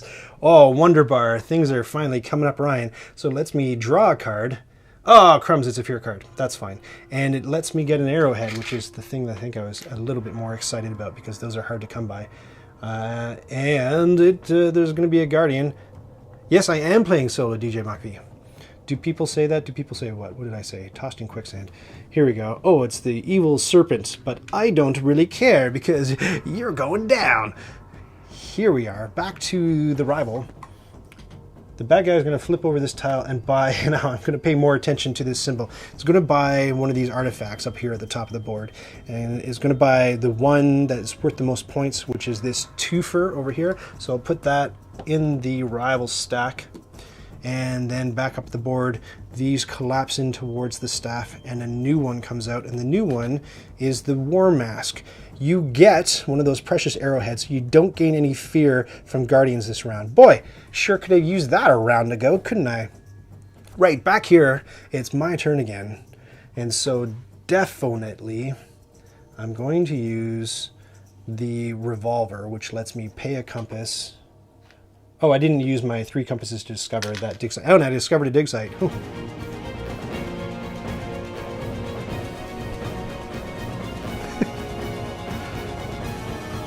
Come on, build! That was, believe it or not, that was a much longer sound effect that I trimmed down to that obscenely already long sound effect. Great. What did I just do? I paid the money. I discovered a dig site. Did I pay my... No, I didn't. Pay 1 in order to use the revolver in order to scare away Bakoom. And you're thinking, like, of all the sound effects you could have used, Ryan, why don't you have a pistol shot sound effect? Well, you do a stream. It's hard. Great. And that's my first guardian right there, worth 5 points to me. And it does for me a discard a card thing, which is very opportune because I have a card that I want to get rid of, an exile a card, I should say. So I'll use it. Again, it's not optimal because ideally you'd like to use the foot ability on the fear cards before you get rid of them, but whatever. I just desperately want that out of my hand. Great. My youngest keeps her guardians as pets. My youngest has been playing at a D&D summer camp, kind of like after school club kind of thing online all throughout the pandemic. Every Friday, Isabel plays D&D with another kid and a hired dungeon master, which is pretty cool. And all that the 2 kids do the entire time during the adventure is anytime they meet any creature or animal, I think one of them is a bard, and they use charm and they tame the thing, and so they've collected this massive menagerie, this entourage of animals that just follows them everywhere. And they got a sack of holding, like the DM is kind of playing along and kind of like making it so that it's a really, they get to do what they want to do on the adventure. So now they have a sack of holding with all these billions of animals stuffed in this sack of holding. They can put out a dragon whenever they want. They have a whole horde of kittens, I think, that's following them around. There was a wedding subplot. Anyway, they're having a good time is what I'm trying to say. Great, back to here. Did I do everything? Did I draw that and I got that? Yes, and I got that and I just killed. I didn't kill. I subdued this guardian. Wait a second. I got confused. What guardian did I just subdue? The spider. I didn't do the spider. So that means I didn't get rid of this fear card. Oh, my goodness. This fear card is still for me. I did this guy, and this guy gets me a boat later on. My bad. Did somebody catch that? I guess not. We're just blah, blah, blah. That was a real close one. All right. now the scary danger music comes in because Ryan messed up. Great. The rival is going to flip a tile, and every once in a while I catch myself devolving into Christopher Walken. The rival is going to... So it's going to go to top down because these are more valuable spots. So the rival's going to choose this spot that gives an arrowhead. Fine, no problem. I'm out of dudes anyway because I used both of my guys. So now it's just like a card playing kind of thing. But I have options on the research track, which is super good. So I have the option of either... I could either move up my glass, or if I burn one of my idols... If I burn one of my idols, I can move up my glass and get... No, but right, what I really wanted to do was cash in. This is my whole plan coming to fruition. It's nice when you play on Board Game Arena because there's a notes section, and we play async on the Discord server. If you want to join us on the Discord server, just constantly just plug in that Discord server. If you want to join us there, there's a channel called Game Scheduling, and if you jump in there and start up a game on Board Game Arena, people just jump in and play with you if you're looking to play. Usually we play asynchronously, because when you play synchronously, it's kind of like when you call someone's house and they get mad because you made them answer the phone and it's urgent, right? So we schedule real-time games, but everybody's up for async all the time. What was I mentioning that for? Because when you play asynchronously, or when you play anything on Board Game Arena, there's a little notes section, and this game is excellent for having that notes section because you can pop that in, and if you know, like what I just did was like a 3-turn gambit, and if the time between turns is going to be like an hour or even a day, you might forget what you were trying to do. So you can pop open notes and just say, do this, do this, do this. So I do that all the time when I play this game on Board Game Arena. Back to it. What happened? Well, let me tell you. I just spent these 2 goodies in order to move my book up here, and for doing that I get another assistant, and the other assistant that I'm going to get is the Ginger Draw a Card guy and Discard a Card guy, or discard a card to draw a card, which I'm definitely going to do. So I'm going to tap him and get rid of this one into my play area and draw another card. Oh my god, it's another fear card. Well, at least I'm getting it out of my system, right? That's something. I know Gilad origami in some Japanese channels. You know what? I haven't kept up Origamipo with. I thought you were going to bed. What's going on? I haven't kept up with the origami hobby in many years. Like I said, papercraft sort of supplanted that for me, and then 3D printing after that.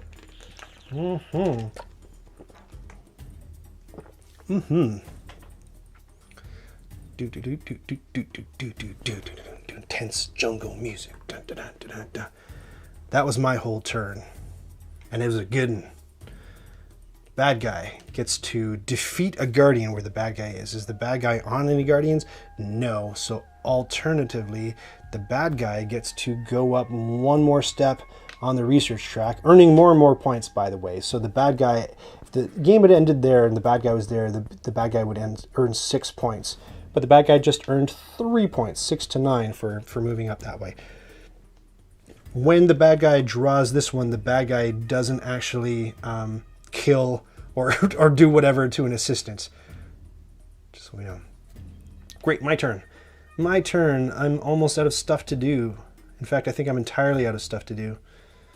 Is there any way that I could get myself into a position where I can get rid of one of those cards? Let's take a look at the research track closely. I'm not allowed to move my book up because you have to move your magnifying glass before you move your book. It can never go past. So in order to do that, I would need 2 tablets in order to move my book up. And if we look over here, I could get the 2 tablets from this menu by moving one of my idols up and losing a couple of points. But I don't know how super duper compelling that is, because I know one of the cards that I'm waiting for coming out of my deck is that double tent site card. So I don't know how useful that sacrifice would be right now. It would get me just a compass, and who cares about that at this point? You know what I'm saying? Although if I do it now, I would really like to get into a position where I can move this book up so that I can... What that does, by the way, if you see that symbol, that allows you to goldify one of your assistants and train your assistant to make him or her more effective. So that would allow me to train this guy, flip him, and then he would just be a pure draw an extra card every single turn kind of guy, which is a really good ability. All right. It might be worth the sacrifice. I know if you're still following along, I might have lost you guys. If you're still following along, let me know if you would do it. Research is points and the chance to get the little tokens, etc. It is that. That's true. Okay. What I'm going to do is I'm going to lose a point in order to get these 2 tablets. And then I'm going to spend these 2 tablets and this arrowhead, because I'm going to kind of have to do that anyway if I want to get my book up. In order to move this dude up here, which gets me a compass, no big whoop. I've got 2 compasses and a money. And I am poised, I'm ready to get another two tablets, and an arrowhead, which I could do with that one single double tent card in order to get my book up there, Goldified My Assistant. That's the plan. That's the plan. Don't let me forget it, though I super will. And then I think I'm almost out of things I can do. This is a quick action, so I can just toss this guy for $1. So now I got $2. Oh, I guess, you know what? Let's take a look at the cards up at the top of the screen, since we're talking money now. The Bear Trap. Exile this card to overcome a guardian on a site not occupied by any other player. That actually is interesting because this spider is still here. This spider is still here. Yeah, that's interesting. How many cards am I drawing from my deck? 1, 2. Is it just 2? 1, 2, 3. And that would be one of them if I bought it. That might be good, but then it's kind of like a useless card for a good chunk of the game. That's good to think. Let's see what else we got up here. We got Gold Pan, which is just straight up money, which helps you buy more cards. I like the axe. I've had the axe before. Discard a card and get a compass. I'm definitely eyeing that Bear Trap. I'm Monster Hunter Max. So back here, this card's going to be pretty useless to me for the time being. Okay, so the bad guy is going to go cover a spot that has the first spot that the bad guy finds that offers a tablet, which is going to be no tablet, no tablet, no tablet, no tablet, no tablet. This one. And then the bad guy does this, which is buys a tool. So the bad guy is going to buy the most expensive tool. It's going to be the axe. So let's put that under there. So there's another point for the bad guy on the bottom of that card. And then the bad guy is going to... Oh, and I have to replenish this. So everything sinks in towards the staff. And the new card is going to be one of my favorite cards in the entire game, the Precision Compass. Buy an artifact, that's one of these blue cards. And this is a great card to be coming out later in the game. With a discount of 3 compasses, include the top card of the artifact deck. Really nice card, I really like it. And you can tell it's good because it's pricey. You don't lose points for that, you just gained 2 points, right? Did you mean for using my idol, Poppy? You lose points for using your idols, so let me show you how it works. If I hadn't done that, don't let me forget to put it back. So right now I have 4, 7, 9, 10 points showing, and then another 3 and 3. And by covering this up, I'm losing that point. And then if I cover this one up, I lose those 2 points. And by covering that up, I lose those 3 points. You know what I mean? So you're definitely losing points for using idols. I think I explained that correctly. I hope I explained that correctly. All right, back to it. Great. The bad guy is going to do the next thing, which is put somebody on the very first available spot.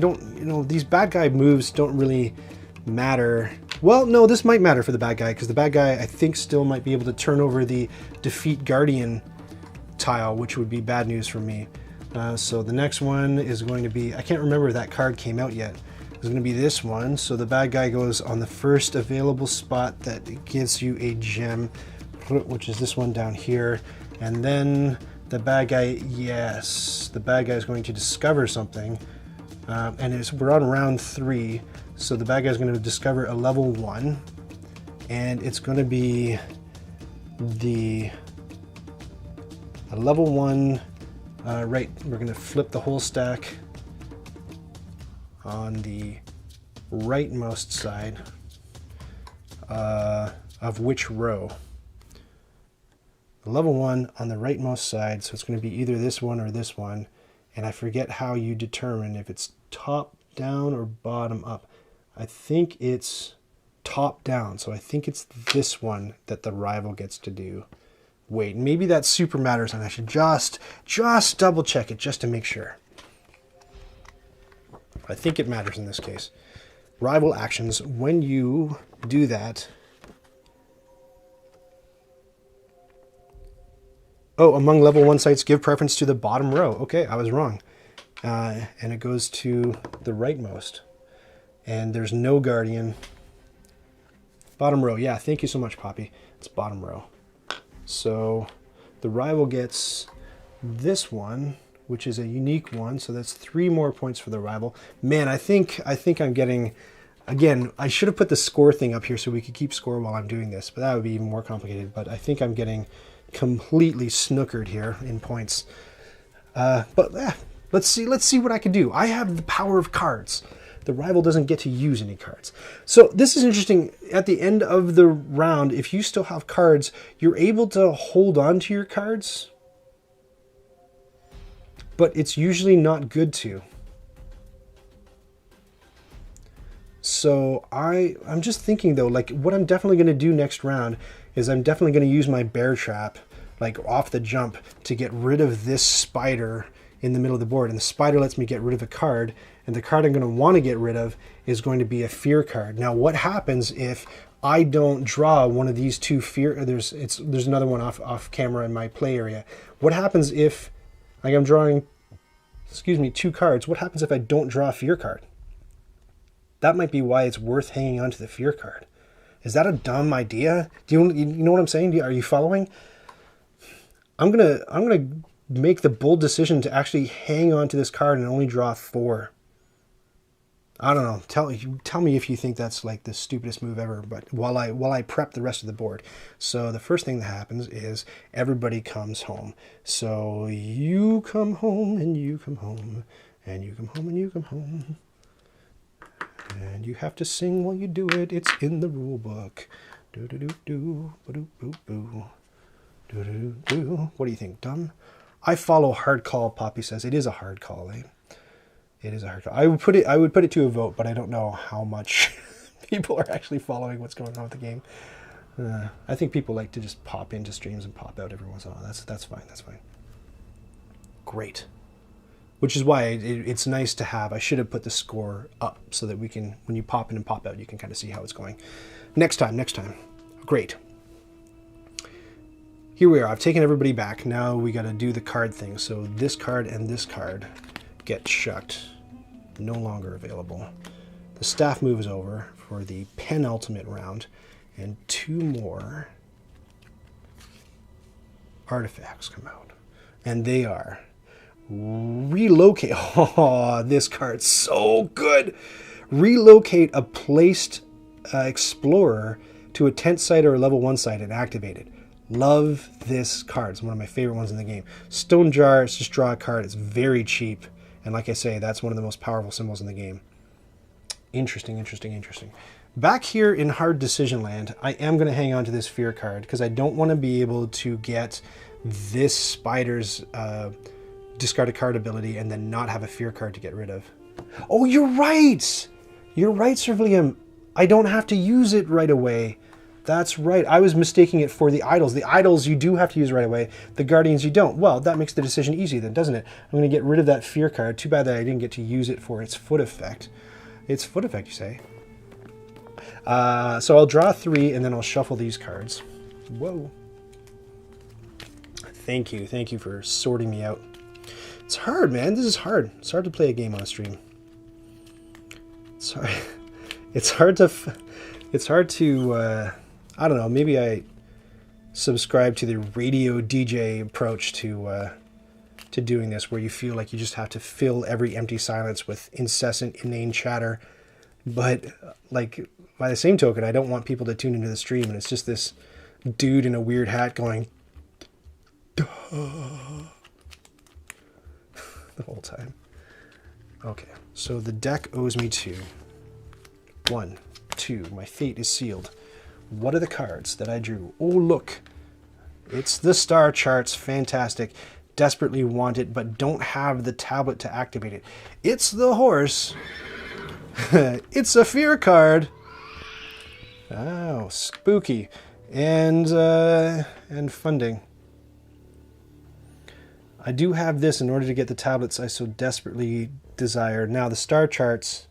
The star charts is nice because you don't actually have to place anybody on these tent sites down here. You don't have to use an explorer. So what I could do... Hey, wait a second. Wait a second. Something went wrong. Something went wrong. Where's my bear trap?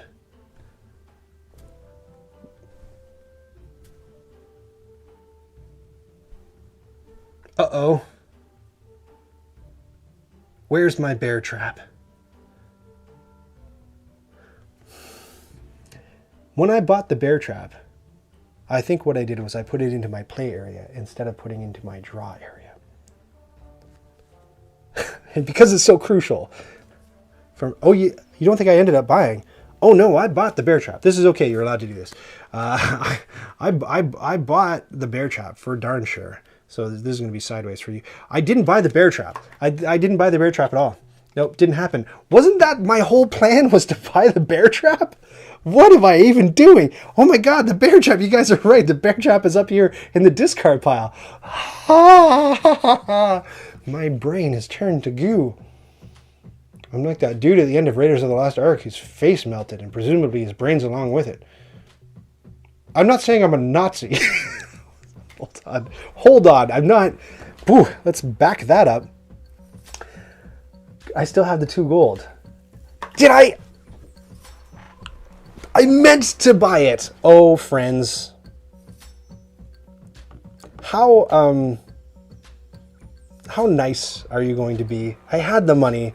I meant to buy it with one of my turns, and I just forgot. And it's not going to change the board state, because instead of being there, it would be in my deck somewhere. You know what? Forget it. I'm playing solo. I know my grandfather taught me solitaire cards, and he cheated at solitaire all the time. I'm not cheating, but the only thing is it's going to be hard to roll this bit back. Okay, so here's what we know about what was in my deck. We know that both fear cards were over here in the play area. So we know that. We also know that the horse was drawable because it wasn't in my play area and I didn't use it. What do we know about these 3 cards? And we know that there were 4 cards. So one of these, and then this wasn't used that last round either. So one of these, I'm just going to, one of these is going to be in, one of these is going to be out. But I think I got all of these, so I think it's funding was the one that was available. So I think these are my 4. I know, that looks like I'm picking and choosing which cards I get. Peace laid, peace played. Somebody kick ban Oberon. I don't want to hear it. I'm just kidding, Oberon. You're good. That's it.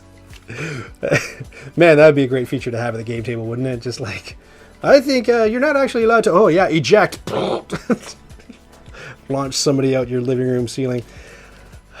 Cheating in solitaire is like breathing. It sustains life. I agree. I agree, truck driving gamer. Are you a truck driving gamer? Or are these just fun handles that we use on the internet? You're like a long haul trucker and you play games, presumably solo, because that's a lonely life, isn't it? Long haul truck driving. I can't even say it. That's how lonely it is. What do you do for a living? I'm a long haul. Are you now? Great. My cards are 1, 2, 3. Oh, I knocked my idol out of orbit. 1, 2, 3, 4, and the 5th one is going to be that. Look, it's the one that I put in anyway. Great. Okay. Cool, cool, cool. Oh, you couldn't see any of that. You couldn't see any of that. There it is. These are my 5 cards. The bear trap, crucially, is in there now, because that was my whole game. But it doesn't matter, because the bad guy gets to go first.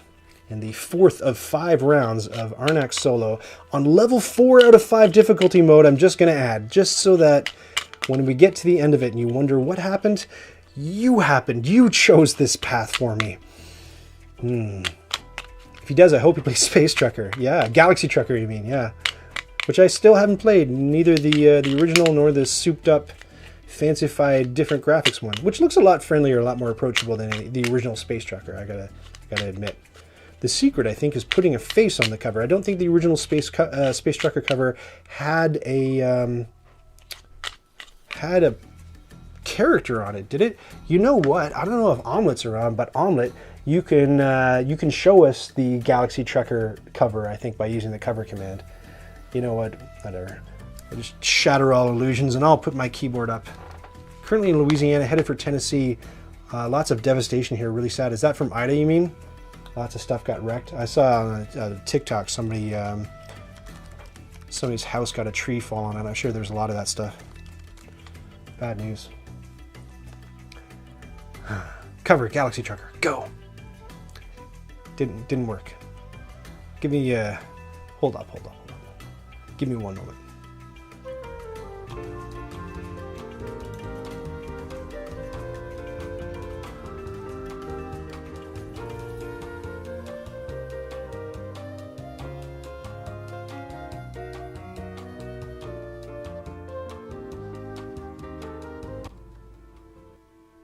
I don't know. I don't know why it's not working. You're watching and chatting on the stream while driving. I hope if anything, that Truck Driving Gamer is using like Siri or something to send messages to the chat. Oh, love you, please stand by, Siri. Thank you very much. I designed that years ago and haven't had a chance to use it yet. But I think the music overlapped, didn't it? It's supposed to just play its own music. I don't know. It's tough wiring this all up and getting it to work without overlapping. Twitch followers 80. Oh my gosh, that's almost the magic number. We're not quite there yet, but we're getting there. Great. What's the magic number, you ask? It's 8,000. No, not really. The bad guy gets to go first at the top of round 4. Horrible amount of points up here. The bad guy gets to defeat a guardian, and as you can see from the middle of the board, the bad guy is actually not on any guardians. Nobody's anywhere. This is the only guardian available. Nobody's there. So instead, the bad guy gets to move up on the research track and has 2 choices. Can go up this way, can go up that way. So we refer to this arrow, which sends the bad guy right and takes this off the board for me and earns lots of points. 9 points to 12 points. Throws 3 more points. It did, yes, it did play elevator music, that's right. We were parked at a truck stop. One thing that I didn't know about, sorry to take all these diversions, but I didn't know about this until I saw it on TikTok, but there's a whole thing with truck stop showers, and they're really fancy, and you can pay what are they, $10 or $12 Truck Driving Gamer, and they're all automated, and you go and you get a key card that you swipe, and you go in, and it's like a little, not quite a spa, but looks pretty nice. And the one that I saw on the TikTok anyway looked clean and interesting, and the vending machines, and I didn't know that was even a thing that existed. But you're playing Hades on the PS4. That's a gorgeous looking game. I haven't played it yet. While watching and listening, multitasking all over the place. Yeah, Hades, are you enjoying it? It's a beautiful looking game. Dun dun dun! Right, back to the game. Right, so it's my turn. And I crucially, thank God I remember this, I crucially backed up the entire game in order to buy the bear trap, which says exile this card to overcome a guardian on a site not occupied by any other player. Dun dun dun dun dun dun dun dun dun dun dun. So I'm going to discard that up here at the top of the board, and I'm going to overcome the guardian on a site that's not occupied by any player. It's going to be this guardian, so that comes over here. So now I have a free get rid of a card thing, which, thank you again for pointing it out, I don't need to use right away. And that was my turn using that. So now the bad guy goes, and the bad guy is going to put a person on the area that gives you tablets, which kind of stinks, but that's okay because I've got, oh, that really stinks because I kind of needed those tablets in order to be able to activate my Star Charts card. It's fine, it's fine, it's fine. This is fine, this is fine. Dog on fire. Just because I've talked it up and I've said that it's super good all the time, I'm going to use the horse. And I almost threw it out. That's not right. This is my deck. What am I doing here? This is my shuffled deck. That's my play area. So I'm going to use the horse in order to draw a new card, which is going to be a fear card. Fine, fine, fine. I can weather that. Too bad that that tablet spot's gone now, though. And I get one of these. Dun-dun! Oh, the tension. Dun-dun, dun-dun, dun-dun!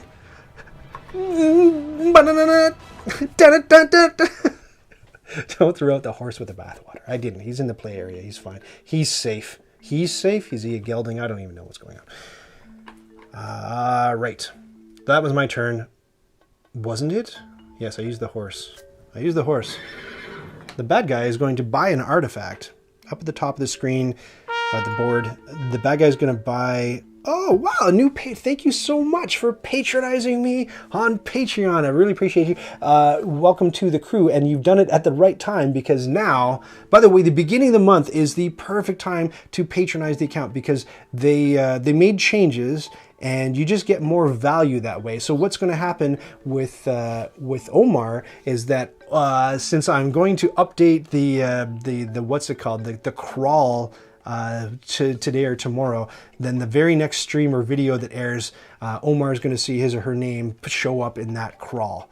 So won't that be nice? There, I keep trying to point to it. It's right there. So now is a great time if you ever wanted to patronize the the channel. It's patreon.com/knightsaroundthetable. Omar will also get access to all kinds of other perks, including, well, let me tell you about it as soon as I can get the graphics up, including a special color on his or her name in the Discord server, and access to secret channels in the Discord server, some behind the scenes stuff where there's a Q&A, there's a development channel, which is the most active, where I'm actually taking pictures of and talking about the secret stuff that I'm working on in the videos that are coming up. And you can even, that's where I listen the most to the people who patronize me about the stuff that they want to see on the channel, and they help kind of guide the strategy. For example, one of our the highest rolling patron I've got on the roster is a fellow you may have heard me mention before, DM Explains. And DM Explains was able to guide the entire direction of the channel for like an entire month at the end of the year last year. DM Explains is a huge fan of Uwe Rosenberg,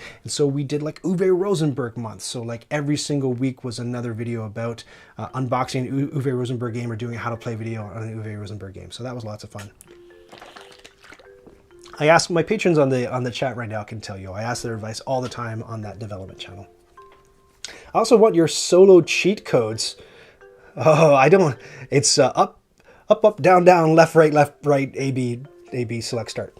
Out in real time. Yeah, boy, oh boy. Wait till you see the animation I have when you leave the Patreon account. No, don't do that. There's nothing happens. Great. Oh, I'm glad I got a haircut recently, because otherwise I'd be a little bit warm under the old hatteroo. Great. Soon, by the way, too, if you patronize the account, you will have access to the cool 3D models that I'm developing for different start player markers for different board games. So that's coming up. I'm working on that pretty hard. What's happening? I'm completely lost my place. Right. Let me see. So the bad guy was about to buy an artifact from this top row, and the bad guy is going to go for the one with the most points. They're all ones, so in that case we refer to the arrow. So the bad guy is going to get this rightmost stone jar off of there. Thank goodness it's only 1 point, but I do quite like the stone jar, and I would have maybe enjoyed buying it myself. And then everything collapses in towards the staff, and we deal out a new card. And the new card is the Guiding Skull, which I quite like. Pay, this is a great card. Pay a compass to reveal the top pile of the double, the Glengarry leads up here, then activate it and put it on the bottom. Really, really good card. I like it. The Master Chief card, code. Up, down, down, left, right, A, B. Yes, exactly. That's exactly it. Yeah, Truck Driving Gamer is a video gamer as well as a board gamer, sounds like. Currently playing Hades. Right, so that was the bad guys. That was the bad guys move. What do I have here? I have a free. You can't really see it. It's at the bottom of the screen. Oh, these guys are refreshed as well. Very, very important. So the best way to use these assistants is to cash them in for their juicies before you upgrade them. And this round, I would really like to be able to get my book up here and goldify that bottom guy. And the bottom guy is also going to cost me a card. In order to goldify him, I need those tablets, and I can't get them because I can't get the tablets because the bad guy took the tablet spot here. However, and I need the tablets in order to activate my Star Charts card. You kind of need the tablets in order to get the tablets. So what I'm going to do is I think it's high time that I covered up another one of these. All these tokens are getting pushed around because I'm out of space. Cover up another one of those spots in order to pick up 2 tablets is the first thing I'll do. And then the second thing I'll do is all these blue cards the second time and thereafter after you use them, it costs a tablet. So I'll kick out one of those tablets in order to use this card which says pay a gold to activate any 2 tent sites. So I'm going to pay a gold, and the 2 tent sites I'm going to activate are the one that gets me 2 tablets that the bad guy so jerkily blocked. 2 tablets right there. And the other one is going to be the one that gets me one of these suckers, one of the arrowheads, and that will help me climb up on the trackaroo. And then the other thing I'm going to do, this is a quick action, so I'm going to turn this guy, and I'm going to get rid of this fear card and draw a card. It's going to be money. That's a bit more useful, I think, because he's going to refresh as soon as I goldify him. Enters code reboot. Boy, that's an old reference. I think with all the references I make, I'm sure I'm attracting a certain crowd who remembers certain movies and stuff. I've mentioned Raiders of the Lost Ark like 15 times. For the kids watching, Kingdom of the Crystal Skull, everybody. You remember that one with the old man in it? Terrible. So here we're going to flip another rival tile. Look at this. Ah, wow, that's good. I'm glad I got in there before the rival got it. So the rival's going to take the topmost tile that uses... Oh, that was a good tile, though. I'm kind of bummed out that he took that one away. Though there is this one as well, which is also pretty good. So back to me, which I think I'll take now because, what is it, cost a car. Do I have a car? I do have a car. So I'm going to use my funding card in order to do... Is that the best thing that I want to do? Hold on. Well, back to the plan. I'm just grabbing it because it looks good. Back to the plan. The plan was to go up here to goldify my guy to flip a card. But the longer I stave off... Like, this is a killer one too, right? And I could use... Yeah, here's what I'm going to do. Because there's no hurry to go up that track right at the moment. So I'm going to do that, and I'm going to take this guy, I'm going to put him on here, and that's going to let me draw a card. It's a fear card, crumbs, and I'm going to get money in a tablet. Okay, and then the bad guy is going to block the first spot that has a jewel on it, which is this one. That's no problem, because I'm not that interested in that spot anyway. Back to me. Now is it the time to move? Actually, instead of using this guy, sorry, I'm going to walk that back. I'm going to use my guardian instead, who's got a boat action on him. So I'll do that. Now might be the time, because I'm kind of, I don't know what I'm fishing for. Kind of want better cards. Yeah, so I'm gonna spend one of these and two of these in order to move my book up here, and that lets me goldify someone. And the someone I'm going to goldify is definitely going to be this guy. And then I can use him right away as a quick action and draw a card. And the card I draw is going to be one of those. Not super grand. And the bad guy is going to buy one of these artifact tiles or cards, and they're all the same number of points. So we go back and look at which way the arrow is pointing, and it's going to be the rightmost arrow. So the bad guy takes this one. Thank goodness, again, it's only 1 point, so I'm not too burned by that. He did get some higher value ones. Everything slides into the staff, and the new card is this one, the Cleansing Cauldron. Draw a card and exile a card. Quite nice, quite nice. Okay. So, might as well flip my spider now, because there's no reason not to, and exile a card, a fear card for my play area. Get out of there. Okay. What are you guys even talking about? All I saw was God of Death. Kate Blanchett was a much better elf queen than she was a Nazi. I'm just saying. What did Kate Blanchett play a Nazi in? Was that Kingdom of the Crystal Skull? I was at a hotel at a conference or something, and Kingdom of the Crystal Skull was playing on the TV. And I watched like the first 15 minutes up until the fridge scene. And if you've ever seen the movie, you know which scene I'm talking about. And I was like, this is really dumb, and I turned it off. I never turn movies off, but that one I was happy to. I just saw Kate Blanchett in a movie. What was I watching? Oh, The Life Aquatic with Steve Zissou. If you don't know, if you're a Canuck like me, I don't think it's the same thing in the States, but Disney Plus, if you have a subscription, they bought Fox and they bought Star. So if you go into your settings and you say, yes, I want to enable grown-up mode, then you unlock all this TV and movie content that you couldn't see before, including like all of the Alien movies, a bunch of Indiana Jones stuff, I think, just like tons of stuff that I really wanted to watch. It's been on my backlist for a long time. Not that I haven't seen the Alien movies. I've seen the first two, but not. I hear the rest of them are crummy. Back to the game, Ryan. Great. Halo was badass. Yeah, she looked really cool. Have you seen the meme that's Kate Blanchett as Hela, and she's like, 12 feet tall or whatever, and Taika, the director, is down there with his little iPad just poking around, and there's like a 4-foot height difference, and the caption is like my 6-figure earning wife and me showing her which Lego set I want to buy next. I feel that. Great. Back to here. Great. What was super? Oh, yeah, super dumb. Maybe the supernatural event in the 5th movie will be that the Kingdom of the Crystal Skull events never happened. Wouldn't that be nice? Nice. It could also be lice. I'm not sure. I've lost the plot. Is it my turn or is it the bad guy's turn? I just did all of that stuff, so I think the bad guy gets to do something. The bad guy is going to go up in the research track and murder an assistant. Murder.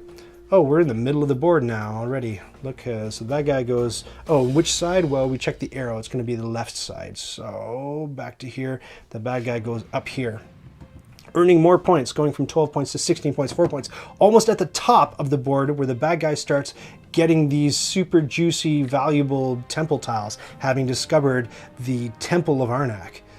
The lost Temple of Arnak. That's bad news. Great. My turn.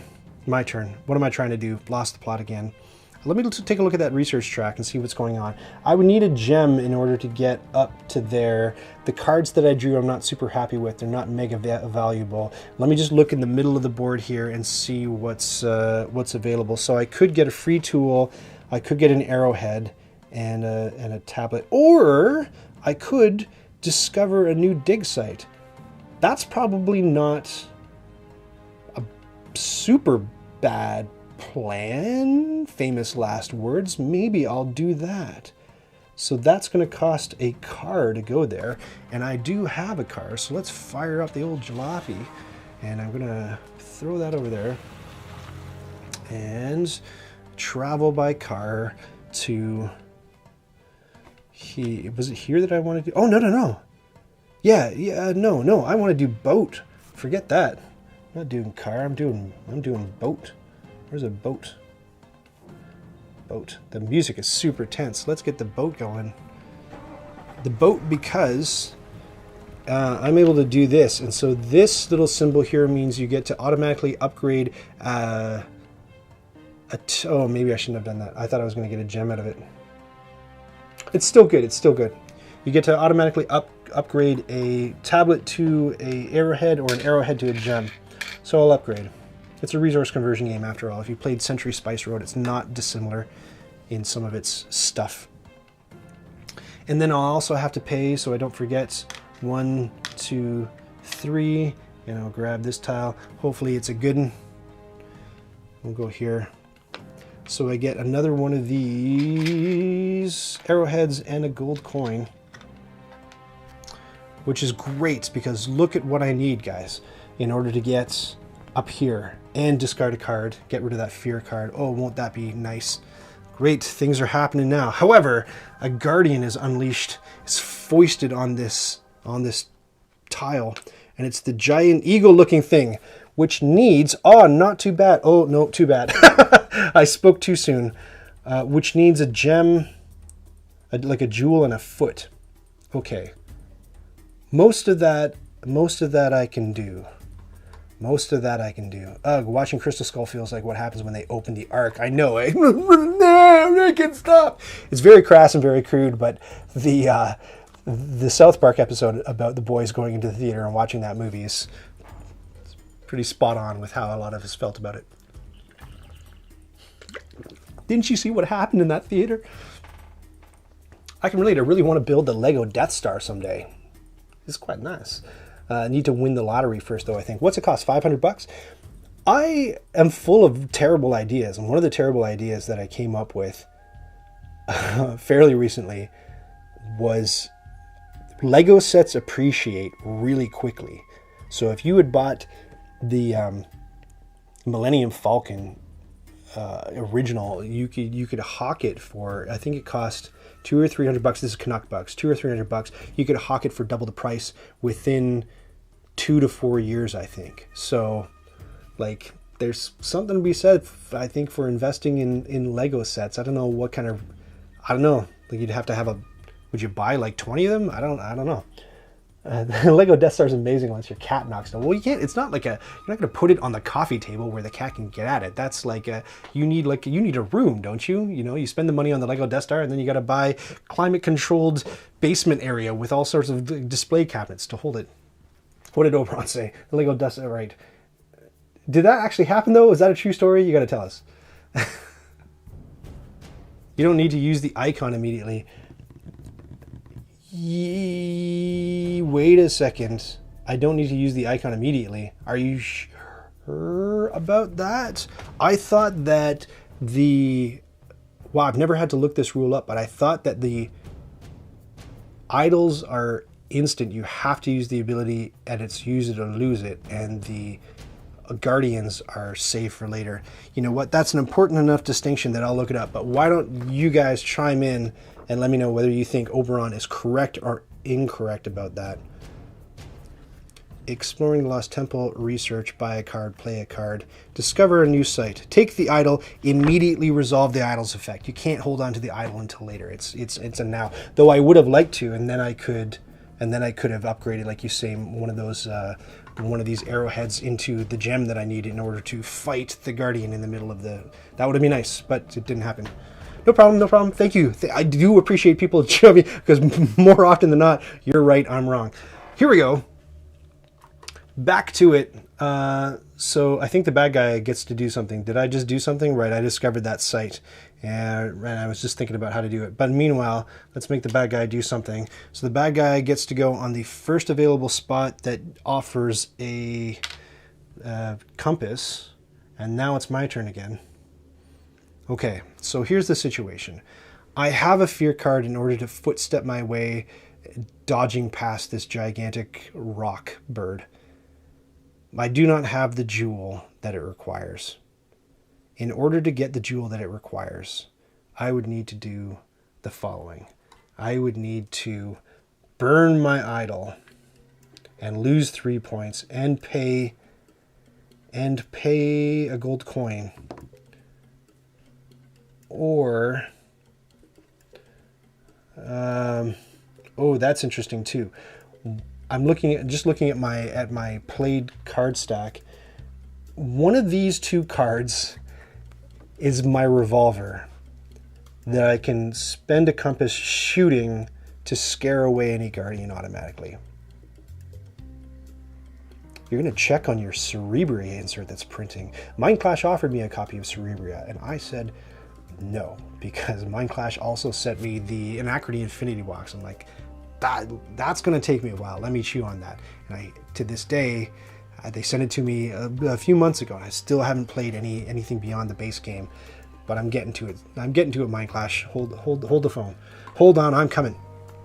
And of course, they just launched Voidfall on Kickstarter. You guys interested in that? I was very interested.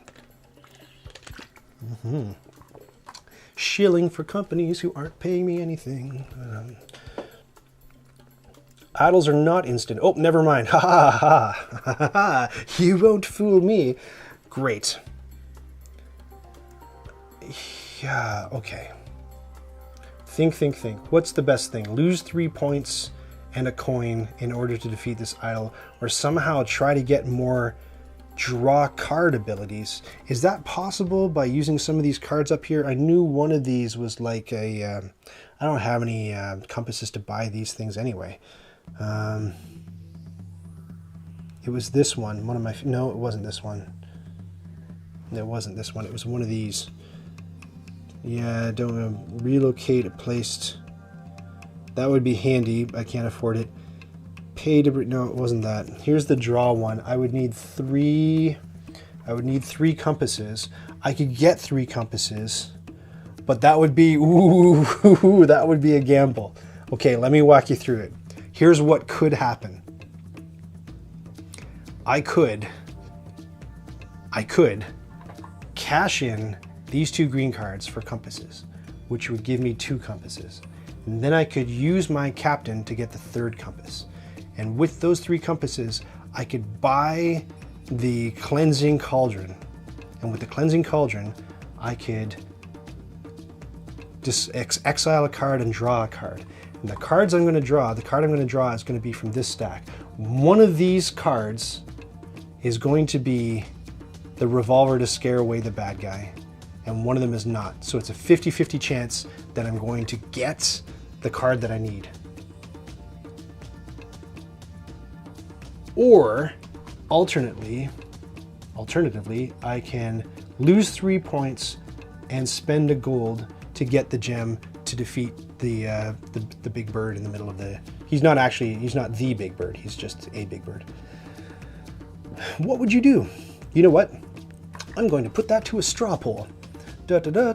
Straw poll. So, option 1 is going to be to buy the artifact. Actually, I'll give you 3 options. Option 1, buy the artifact, like I just said. Option 2 is going to be spend the idol. And option 3 is going to be don't do either of those things. So there's the straw poll right there. Whoa, where'd it go? Excuse me. Burps. Stream burps. Option 1, buy the artifact.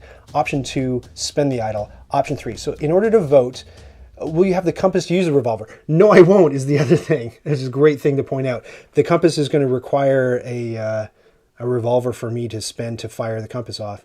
Because I guess I'm like, nah, the bird is north. So no, I won't have the compass to do it. So I would need to use... but you know what I could do is over here on the research track,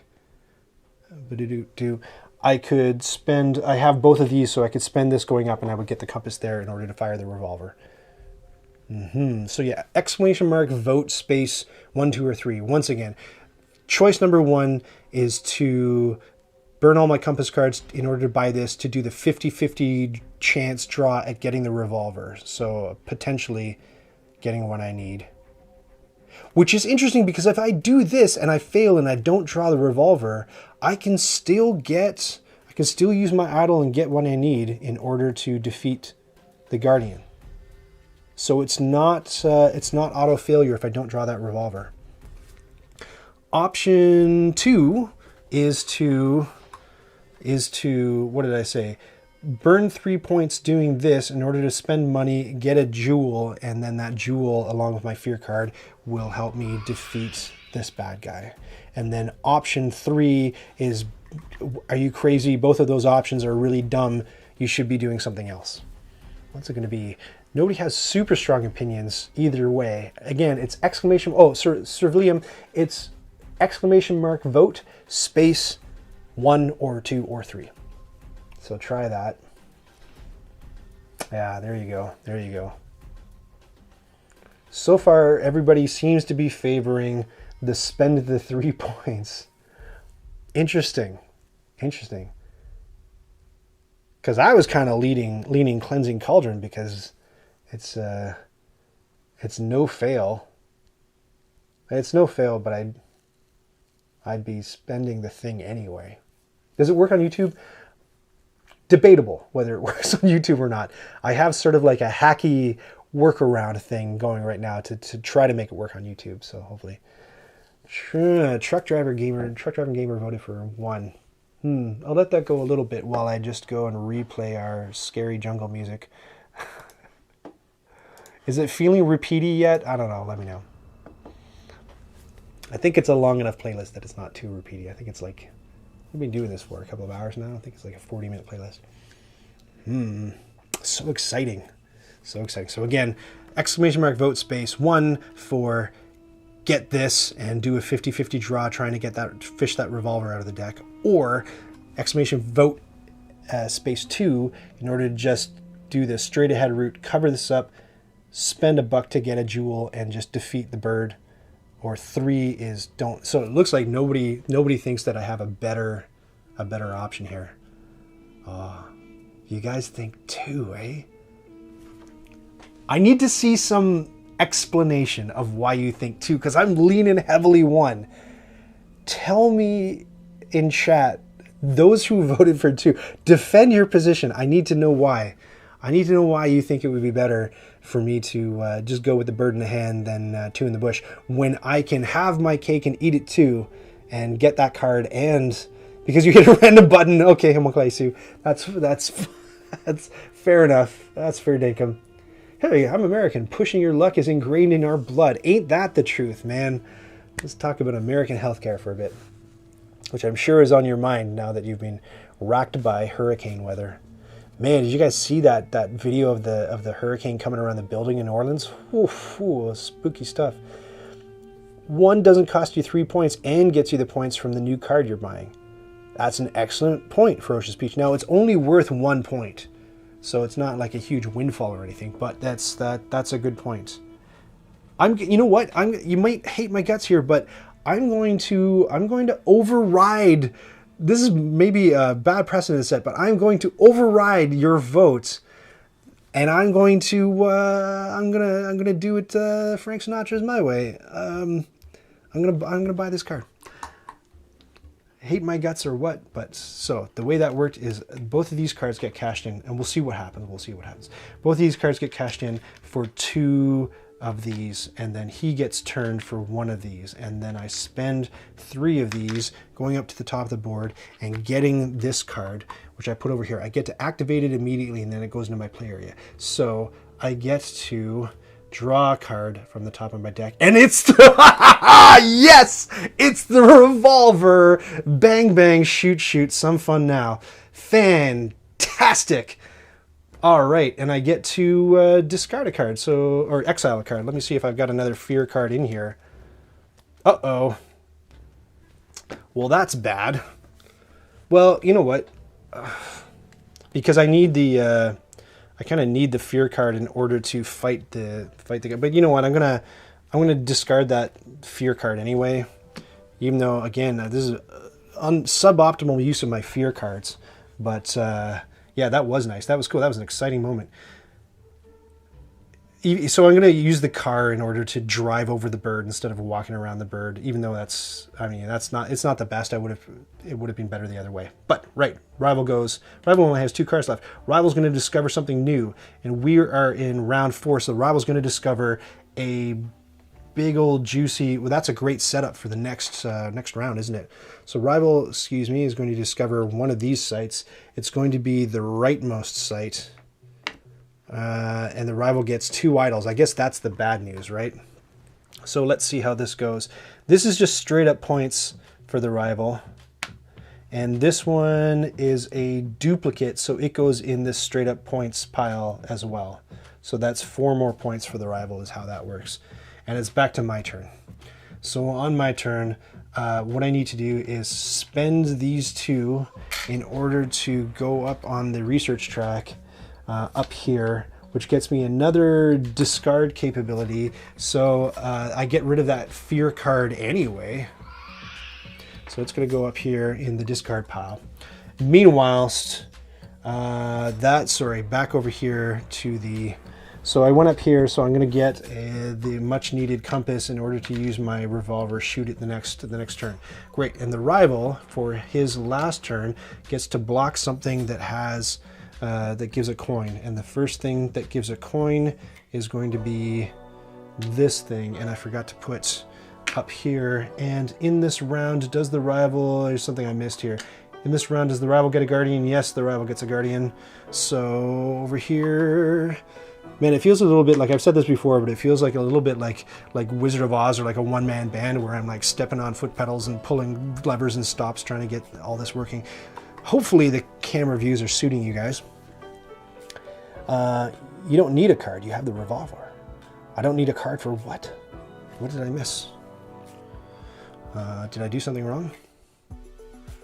Okay, back to my turn. So I'm going to spend... I guess that's the bullet. Which way's the bird? North?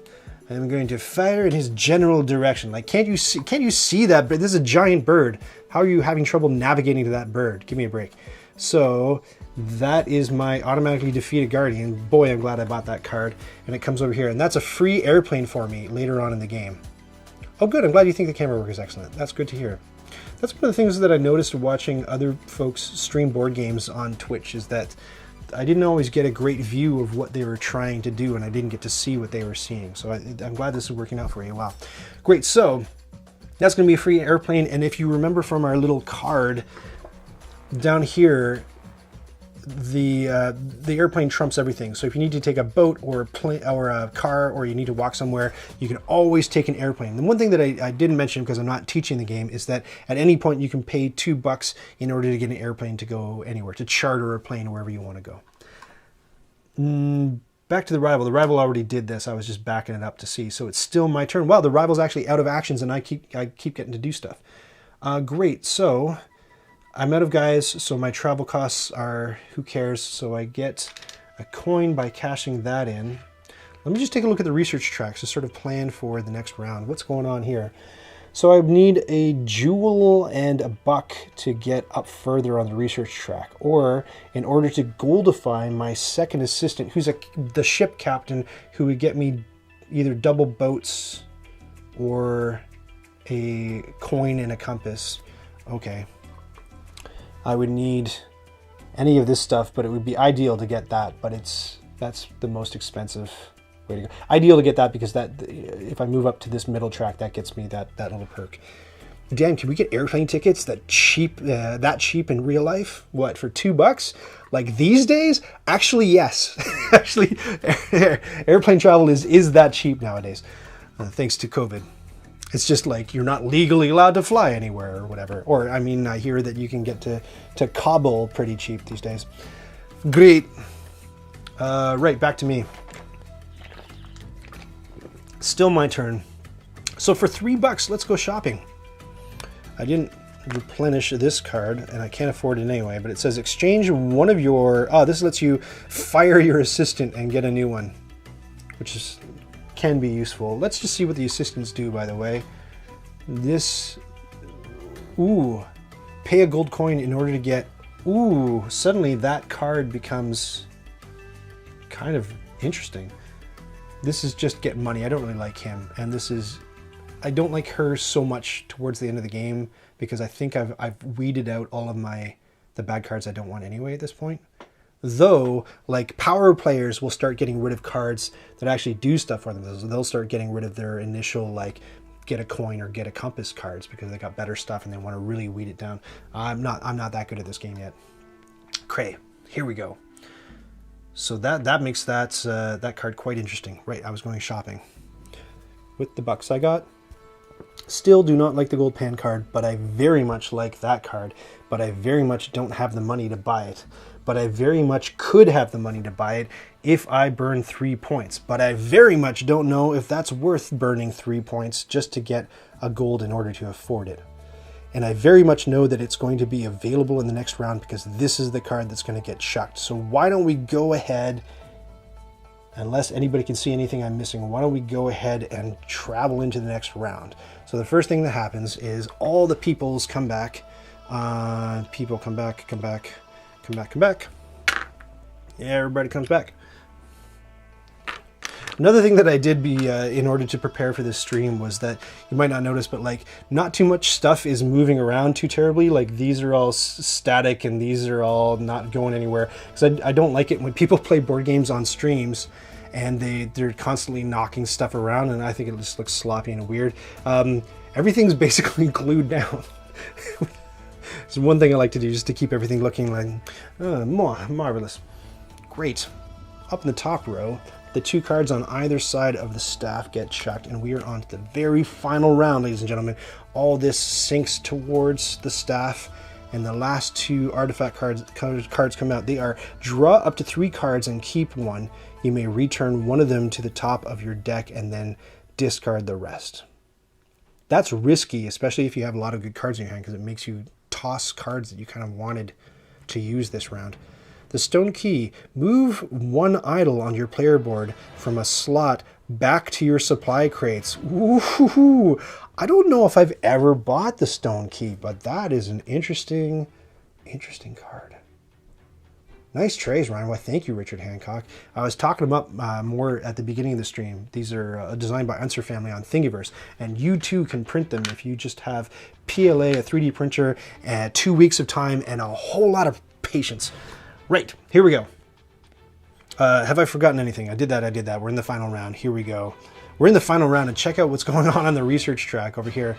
Dun, dun, dun, dun, dun, dun, dun. That's where I am, and I guess it's only 2 spots up. But I feel like I'm failing this game pretty hard.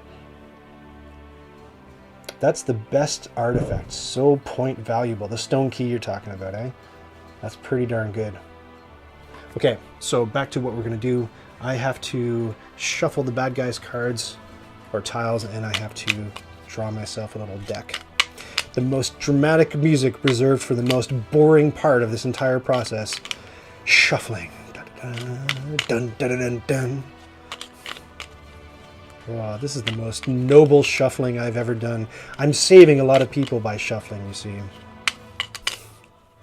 was going to say, though, Truck Driving Gamer, you talk about the Hurricane Ida.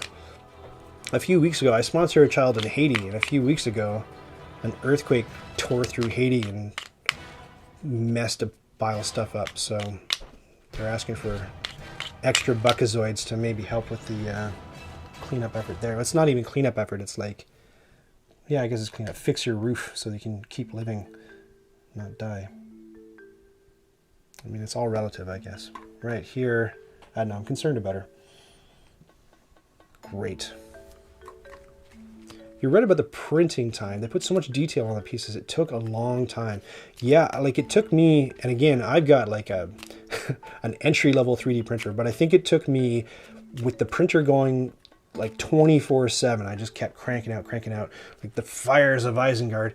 It took me, I think, 2 solid weeks to print all this stuff for this. And then, you know, extra time to paint the resin pieces. How long did it take you? 2 weeks? I tuned in late, but I'd like to see that temple tile tray thing better. Sure, I'd love to show it to you. It's really cool. Isn't that cool? Hold on, let me put it where you can see it a little bit better.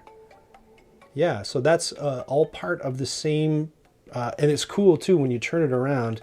Like the designer Unser family, I'm gonna have to put all that back. Like he didn't spare any expense, like making it detailed and interesting looking from all angles around the board, so everybody gets to see something nice. Just a spectacular job. And I mentioned before earlier in the stream, if you want to see me printing all of that, painting all of that, staining it, and putting it all together, there's a Bits Please episode. Bits Please! That'll like show you every step of the way how I put that all together. Just search for Nights Around a Table Bits Please Arnak and you'll find it. And then this is a resin printed thing that I painted up. That's in the episode 2. You can see me painting the staff. I'm not the best painter in the world, so maybe that's not your favorite part of it all.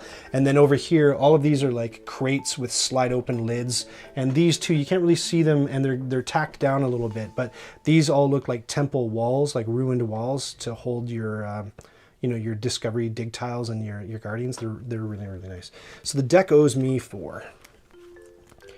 You bought it in April, upgraded to a Creality CR10 version 3 in June. So that's a pretty new device for you. I bought mine in February, I think, and it's been grinding down my patience ever since. 2, 3, 5. That's my deck. Let's see what I got. It's like ripping open starter packs. So I got a fear card. I thought I had expunged all of those fear cards. And I got a funding card. I should spread them out the other way.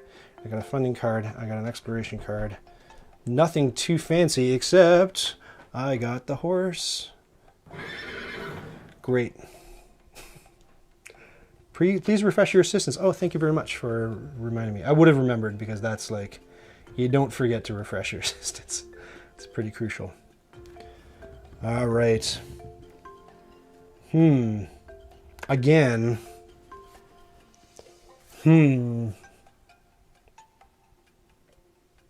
Like, check out this site. Look at that.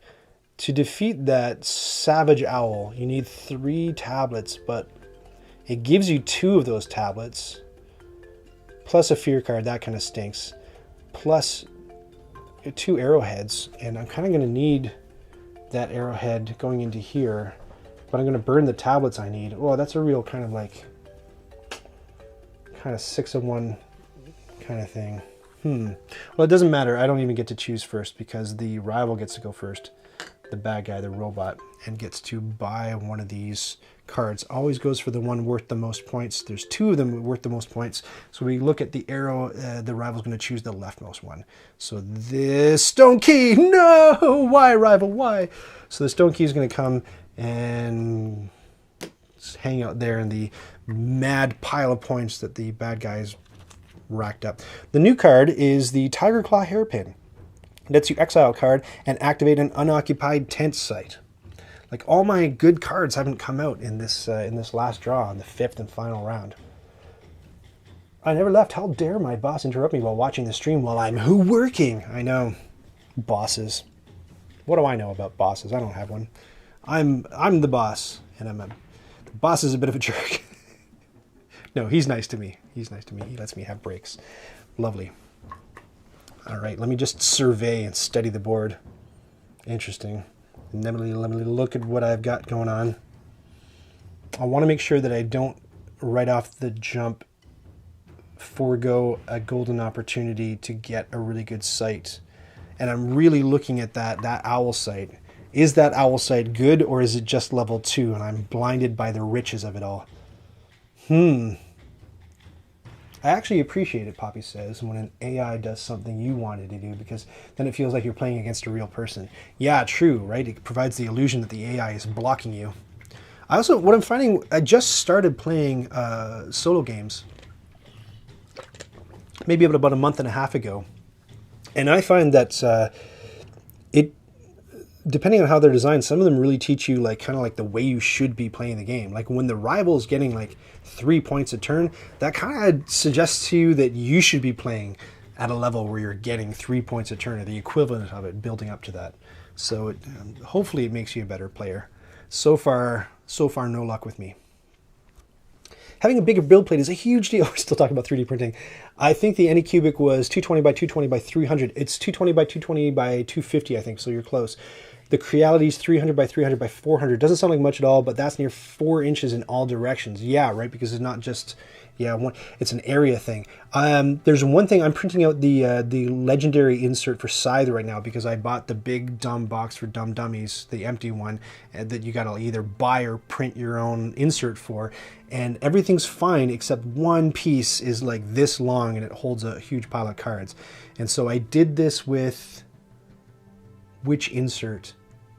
I forget. I did this with one of them, but I actually had to take it into Blender and cut it in half and then print it and then glue it back together, or cut it along a conspicuous seam line and glue it together, which kind of stinks. I don't like doing that. But the guy suggests even on Thingiverse that you rotate it diagonally so that you can take up as much of the build plate as possible, but even still the little corners are kind of overhanging. So blast. Yeah, didn't you mention the Feast for Odin insert last time that we were talking? There's an amazing insert for a Feast for Odin. There's a base piece someone posted, a cut version for smaller plates. This is another thing that I'm doing now. Because I didn't design the original files, I'm not going to essentially hide them behind a paywall on my Patreon account. So whenever I take somebody else's files and I split them up, I'm making them available on my own Thingiverse account, of course crediting the original designer, just so that people like me with budget printers and smaller build plates can then hopefully find those and download them and print them out. That's not the kind of thing that I am planning to offer on the Patreon account, by the way. I'm planning to offer custom designed 3D modeled goodies for board games. And if you have any requests, by the way, let me know, because I can always use ideas. I think there's a 3D printing channel in the Discord. We want to see pics. We sure do. And just to thank you for reminding me, just to let you know, the Discord, that's the address right there. Oh, get out of there, Twitch followers count. Thank you. So we can see that. So MJF, and it's case sensitive, so make sure that you type in the capital letters the way that they should be. So if you pop in there's going to be a 3D printing channel. Oh, let me pop that Twitch follower count up there. It's going to be a 3D printing channel and a ton of other channels. And if you're a Patreon supporter, then you get a special name color and you get access to a couple of other channels that nobody else can see, where we just smack talk everybody who's not in those channels. No, not really. You'll see behind the scenes stuff that I post there all the time. David Wapta, yeah, I should. I tend to shy away from Discord. I find it a chaotic mess. So far, the Nights Around a Table Discord, you guys can correct me if I'm wrong, but it's a pretty subdued place. It's not one where you're going to jump in and there's chat bots going off like crazy and you have to register a nickname like the old IRC days or anything like that. I think we're still small enough that it's a nice, small, friendly, welcoming place to be, but large enough that there seems to always be somebody there doing something or talking about something. So hopefully, I don't know, check it out. I think that you won't find it too chaotic. Only a little chaotic. Yeah, it depends. When I go off on a tear about heroin, it does get a little bit noisy, but that's my fault. Great. Heroin in jokes with Nights Around a Table, people. How about playing the game, right? I don't know. That owl, That owl is giving me pause. I don't think that that's 5 points though for killing that owl. I do have the other. Yeah. I don't have my revolver out though. Like having my revolver would be super, super great because then I could shoot that owl. Oh, but I do have Mr. Drawy Cardy guy. Let me flip him right now because there's no reason not to. I'm going to draw a card. What's it going to be? Oh my god! Oh my god, you guys! I swear I did not rig that. I didn't rig that. There was no sleight of hand whatsoever. It's the revolver! Oh man, well, I'm glad I did that because that just... Come on now. Now I know exactly what I'm going to do. Woohoo! Oh no! Oh no! Oh, there, my camera lost connection for a second.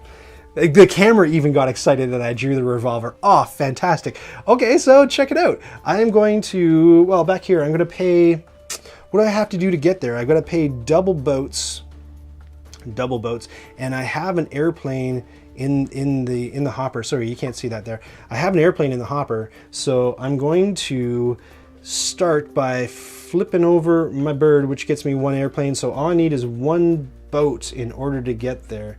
And the boat that I'm going to use in order to get there is going to be Captain Shippy Ship, who gives me a free boat. Look, I'm really using these assistants. And that's going to let me take an explorer and go to the Owl House. The Owl House, there's a show that my youngest Isabel is obsessed with. And that gets me a fear card, ha ha ha, and 2 tablets and 2... The fear card goes in my plate area. 2 tablets and 2 arrowheads. Get out here, tablets. Nice. And then you would think, oh, okay, use those tablets to defeat Mr. Owl, but no, we don't, because we're going to use the gun. Oh, except that I don't have any bullets for the gun. Oh, nuts. We're in the last round. Thanks for asking, Ahmed. Here we are. Here's the staff in the final round. Final round. Round 5. Okay, well, I'm just gonna have to. Maybe no. I got the card. I got the card in order to do it. That's fine. That's cool. That's cool. That's cool. It's all good. So the rival gets to do something. What does the rival do? Thank you. Work stuff. Yeah, welcome back. The rival gets to defeat a guardian, but the rival's not on any guardians. So instead, the rival gets to go over here. Gets to go 1 up. Getting a huge point bonus from 16 to 23. Oh, ouch, 7 points. Ryan does math. Oh, by the way, I didn't explain the marker thing. I think it's too late anyway. I'll do it next time. Best of 3, Ryan. Yeah, you guys have already sussed out that I'm pretty toast. But, you know, you can have a come from behind victory in this. There's a bunch of stuff that you can, like, daisy chain and fire off like crazy at the end. So one of these tokens, I believe, gets, like, trashed, and it's, like, at random, so I'll just grab the top one. Okay. That's fine. Back to me. So I'm going to cash this boat in order to get the bullet that I need for my revolver. And the owl gets me an airplane. That's interesting. I'm not going to do any of that. I'm not going to put my idol up here. Instead, I'm going to use the horse. The horse. Maybe the horse wasn't all that great for me because I don't know that I have super wicked cards. I'm just going to put this revolver on top so I don't forget to use it. Oh, by the way, didn't we fly the airplane? There we go. Hold on, you know what? I should check something. I did test all of this with the omelet, but you guys are hearing those sound effects, right? Like, I just the entire time you played sound effects and commenting on them and nobody's actually heard them. All right, that's very possible. That sounds like a Knights Around a Table stream. Great. Okay, I used the horse, and in using the horse, I get to pull one of these and pull one of these. I didn't already do that, did I? And draw a card. Wait a second. Before I do that, did I already take my horse stuff? I lost track. Quick, hit the replay button. You best focus on that research track this round. I agree. You're totally right. Try to combo as much as you can to move up. Just friendly advice. You're absolutely right. And I won't be able to get the compasses in order to do anything over here anyway. So it's research track all the way. But the question was, did I already take my horse stuff? I don't think I did. I got distracted. I got distracted with the horse sound effect, so I'm going to draw that. All right, and because I know I'm not going to use it for, well, I don't know. Hold on, we'll let it hang out for a second here. Okay, bad guy does what? Bad guy takes the first available spot that has a one of these. Okay, that's bad guy's turn. My turn, right? So since you're saying, you're totally right, I got to focus on this research track. The trouble though is that I need gems to get up the research track. And I don't have anything that lets me convert gems or do anything fancy with gems. So the two ways are I can buy them the hard way, which I think I'll do. I think it's just about time to buy gems the hard way. Wait, let's look up at the top and see if any of these can give us a Hail Mary. Yes, this one can. This one can. Because this one would let me replace my draw card guy with spend money to get a gem lady and not have to use this guy. So I think that's pretty good. That's what I'm going to do. I'm going to spend these two in order to purchase the decorated horn. I don't have a horn sound effect. I'm sorry. Didn't get them all done. So that triggers right away. Exchange one of your assistants with an available one that's on the board. The new one is the same level and refreshed. So even though you take this exhausted guy, I'm going to put him over here, and I'm going to take her, and she's gold and refreshed. And I'm going to cash her in immediately in order to spend a buck, and that's cool because she's a quick action thing. A buck in order to get the gem that I need. So that's my whole turn. Now bad guy is going to move up the research track and kill an assistant, which could have been the assistant that I just saved from the murderous rampage of the bad guy. So I'm glad I did that. So over here, the assistant, so at the assistant gets a 6-point tile, I do believe, and the arrow shows which side it comes from. So, whoa. There's a 6-point tile for the assistant. That's very bad news. That's so many points for the assistant. It's quite garbage, actually. It's my turn, but hey, something's happening. Right, where am I going here? So I'm going to spend the money and the jewel in order to move up here. The jewel and the money. And then I get a, what do I get? I get to draw a card. Oh, hey, I think there's good cards buried in the bottom of this draw deck here. Yes, there are. Smashing. I really like that. It's a good card. Do I have any? Yes, I do have a fear card that can get rid of. So back to the rival. Back to the rival. The rival's going to block any spot that the first spot that it comes across that gives you a compass. So that is not available. I don't like that spot anyway. That's fine. Back to me. I'm going to use... Should I use my cleansing cauldron? Hold on. Again, I should take a look very closely at the board and make sure that there's nothing here that I desperately want. So this is no good because I'm already going to be able to draw a card using my cleansing cauldron here. So I don't quite care about or need that space.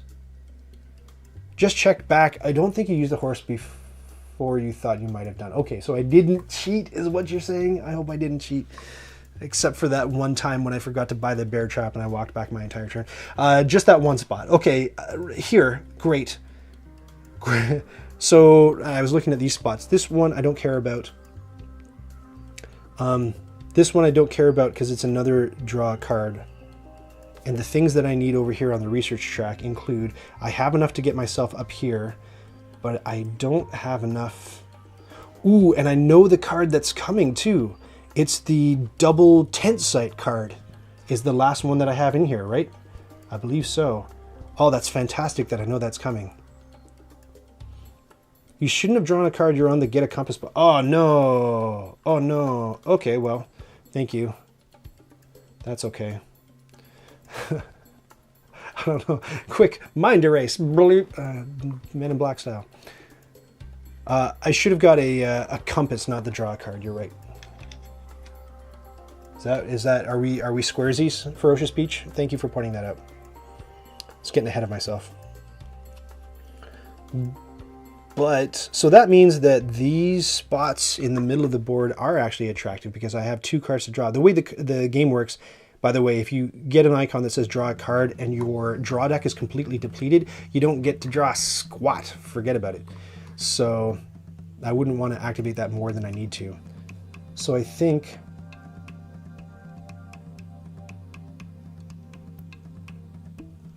that, I need tablets more than I need arrowheads. And because of that, I think that I'm going to spend, what is that, a boat? Spend a boat, and it's going to be the money boat. Where's my boat? In order to go over here, chugga chugga chugga, to here, which gets me another tablet and a money, and draws a card, which is that one, which I've been waiting for.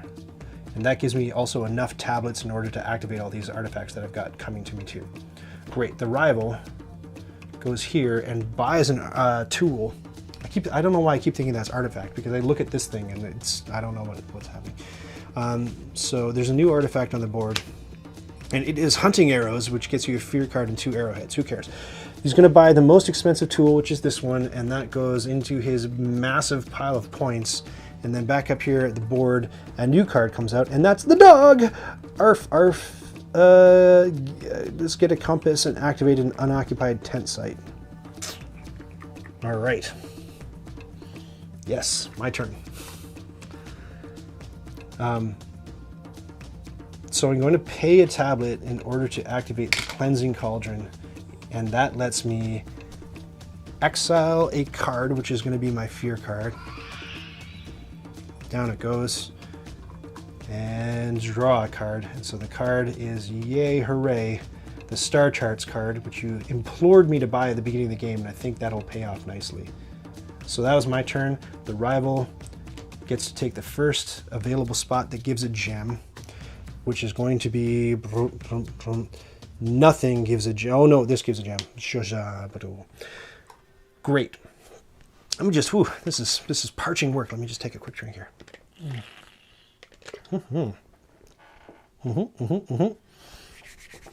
The thrilling conclusion. Thrilling? I don't know. The thrilling conclusion to Lost Ruins of Arnak solo. My first ever time. You made me do difficulty 4 out of 5. I still have this idle, by the way. I haven't spent this. That's important to know. Great. Great. So I can pay a gold to activate any 2 tenting sites. Here are the tenting sites.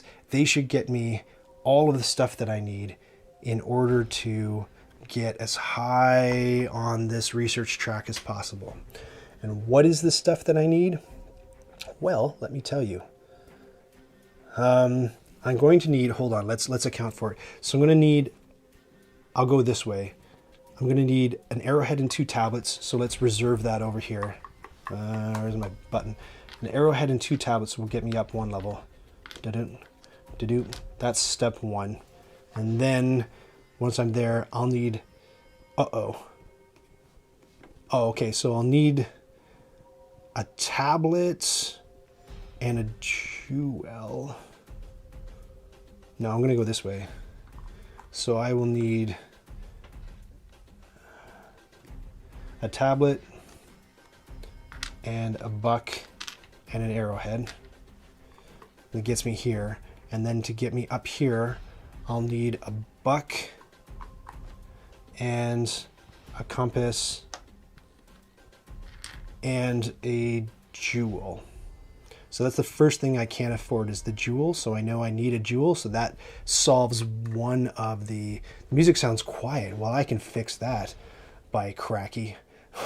Give me a moment. I think that was just that one track was like fading out. I don't want to turn it up in case the next track is like thunderously loud. Let's see. Tell me if it's still quiet as the next stuff plays. Okay, back to it. You're trying to distract me when I'm doing hard things to keep my brain on. All right, so the first thing I know I need is that jewel. So I know that one of the 2 sites I need to activate is this one. The second thing I need is I'm going to be short a tablet. So I know I need to go to the tablet site. So that solves the 2 places that I need to go, working backwards. I hope I did that right. So that means I will spend the tablet in order to use this card, and the 2 things. Oh, thank you so much for following me, Fugjug, on Twitch. I really appreciate that. The counter will tick up in moments. You'll see it go to 81. 81, which was the release year of what? Was that Empire Strikes Back? 81, or was that 82? I might be wrong. Here we go. Great. What did I just do? Right. So the 2 things I need the 2 tablets from the 1 site, and I need to discard a card, which is going to be this fear card, in order to get a jewel. And with that whole little collection of crap, I should have everything I need to go up at least to the top of the research track and discover the Lost Temple of Arnak. And then maybe I'll have some resources to burn in order to buy more temple tiles, which just get me points at the end. Let's see. The rival has 3 moves left, and this move is going to be to place someone at the first spot. It doesn't really matter because I don't have guys to burn here anyway, so it's going to be that spot. Back to me. Ooh, but I need to hang on. So this is a pair. I need to hang on to one of these in order to scare away that owl. So here we go. Affect the plan. So I need to spend an arrowhead and 2 tablets. In order to go up here. And with that, I get to draw a card. And that was kind of a waste because I don't have any cards to draw. Did you randomly discard one of the 2 tiles at the top of the research track when the bot got there? Yes, I did. Thank you for reminding me, Amit. But yeah, I did that. It's in the pile at the bottom of the board.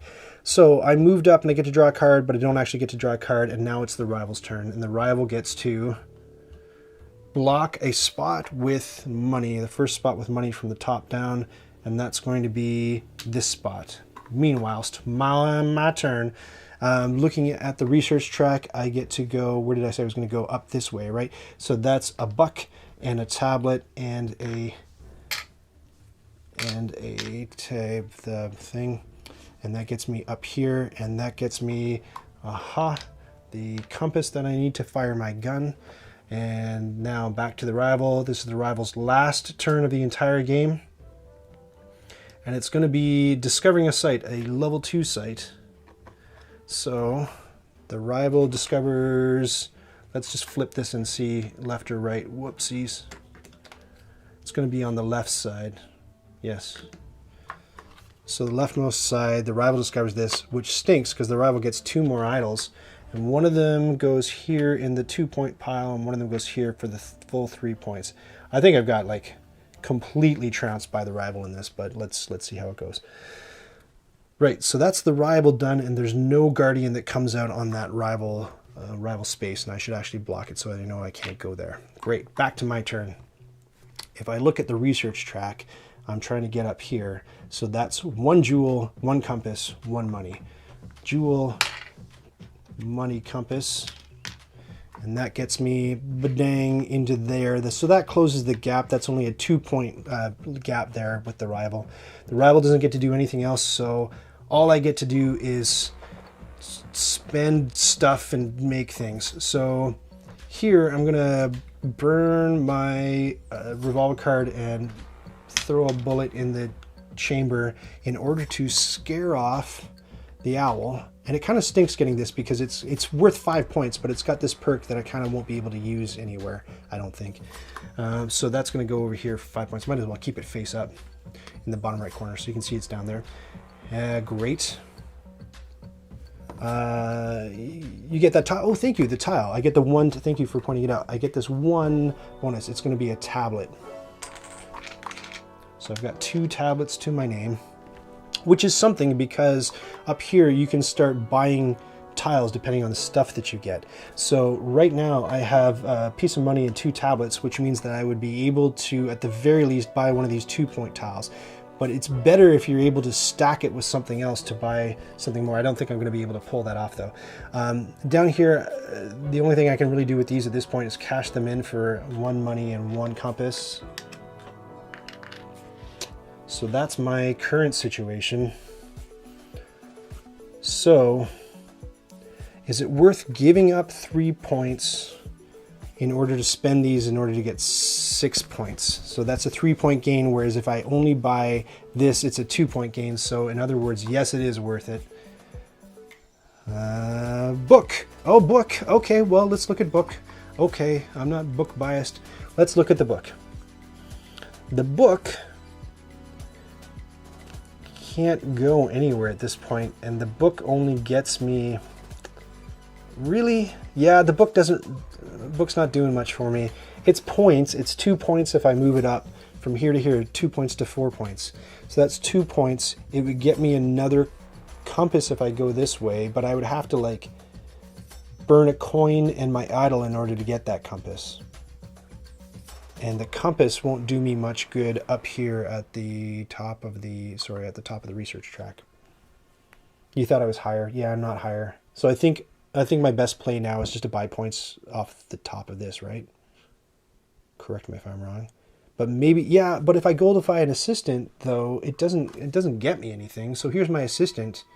He goldifies, and he just has double boats, which are useless, or, you know, money and compass. That doesn't do anything for me, I don't think. Let's take a closer look at the top of the research track. I don't think so, because I can't get an arrowhead. Correct me if I'm wrong, but I don't think... Do they untap if you goldify? Yes, they do untap if you goldify. So I would get to use him, but he would only get me a buck and a compass, which I don't think is any great shakes. Not good, sorry. Yeah, just grab temple tiles probably. I think that's the only thing I can do. And I think I got completely hosed by the bad guy, but we'll see the hilarious disparity in score once we tally it all up. Okay, so what's going to happen is, just for the sake of a point, I'm going to cover this up in order to spend a money for a jewel. And then, like we say at the top, if I spend money, tablet, jewel, I get a 6 point thing. Money, tablet, jewel. Whoops, that went into the wrong bucket. Wrong bucket. So I'm going to be able to take this. You know what? I haven't played this fanfare often enough in this whole thing. So let's play. Yeah! I got a 6-point tile, everybody! That's overboard. That's completely... I should have saved that if I had actually won the game. I don't think that's going to happen. But now what am I left with? I am left with only a soul compass, so that means it is game over. Good efficiency. You didn't have extra resources. Yeah, I just had one thing left over. Yeah, thanks for marking that. In case you're wondering what Alma's doing, there's a chat command where you can type !M and then whatever is happening, and that's for people watching the VOD or not the VOD but the rerun on YouTube, to help them jump around in the chapter feature. It's a nice thing to do, and you get credit for doing it, which some people enjoy. Great. Yeah, I totally forgot to mention markers this stream too. It's my fault. But I'm going to be going through it probably anyway and marking things as I rewatch, just so I can improve. Not that there's anything to improve here, of course. My goodness. But no. Here we are. I'm going to grab the... What am I trying to say here? These guys. Do you do this? I do this. So whenever I get a score pad, I like to mark like the date and who's playing. You know, even though I track all my plays on BG stats, I just kind of like to, I don't know, it's nice. It's nice to see how my handwriting's changed over the, I don't know what I'm talking about. Great. Let me just fade this music out here for startsies. Fade the music out abruptly. There it goes. And I'm just going to go grab a writing implement. Give me just one moment.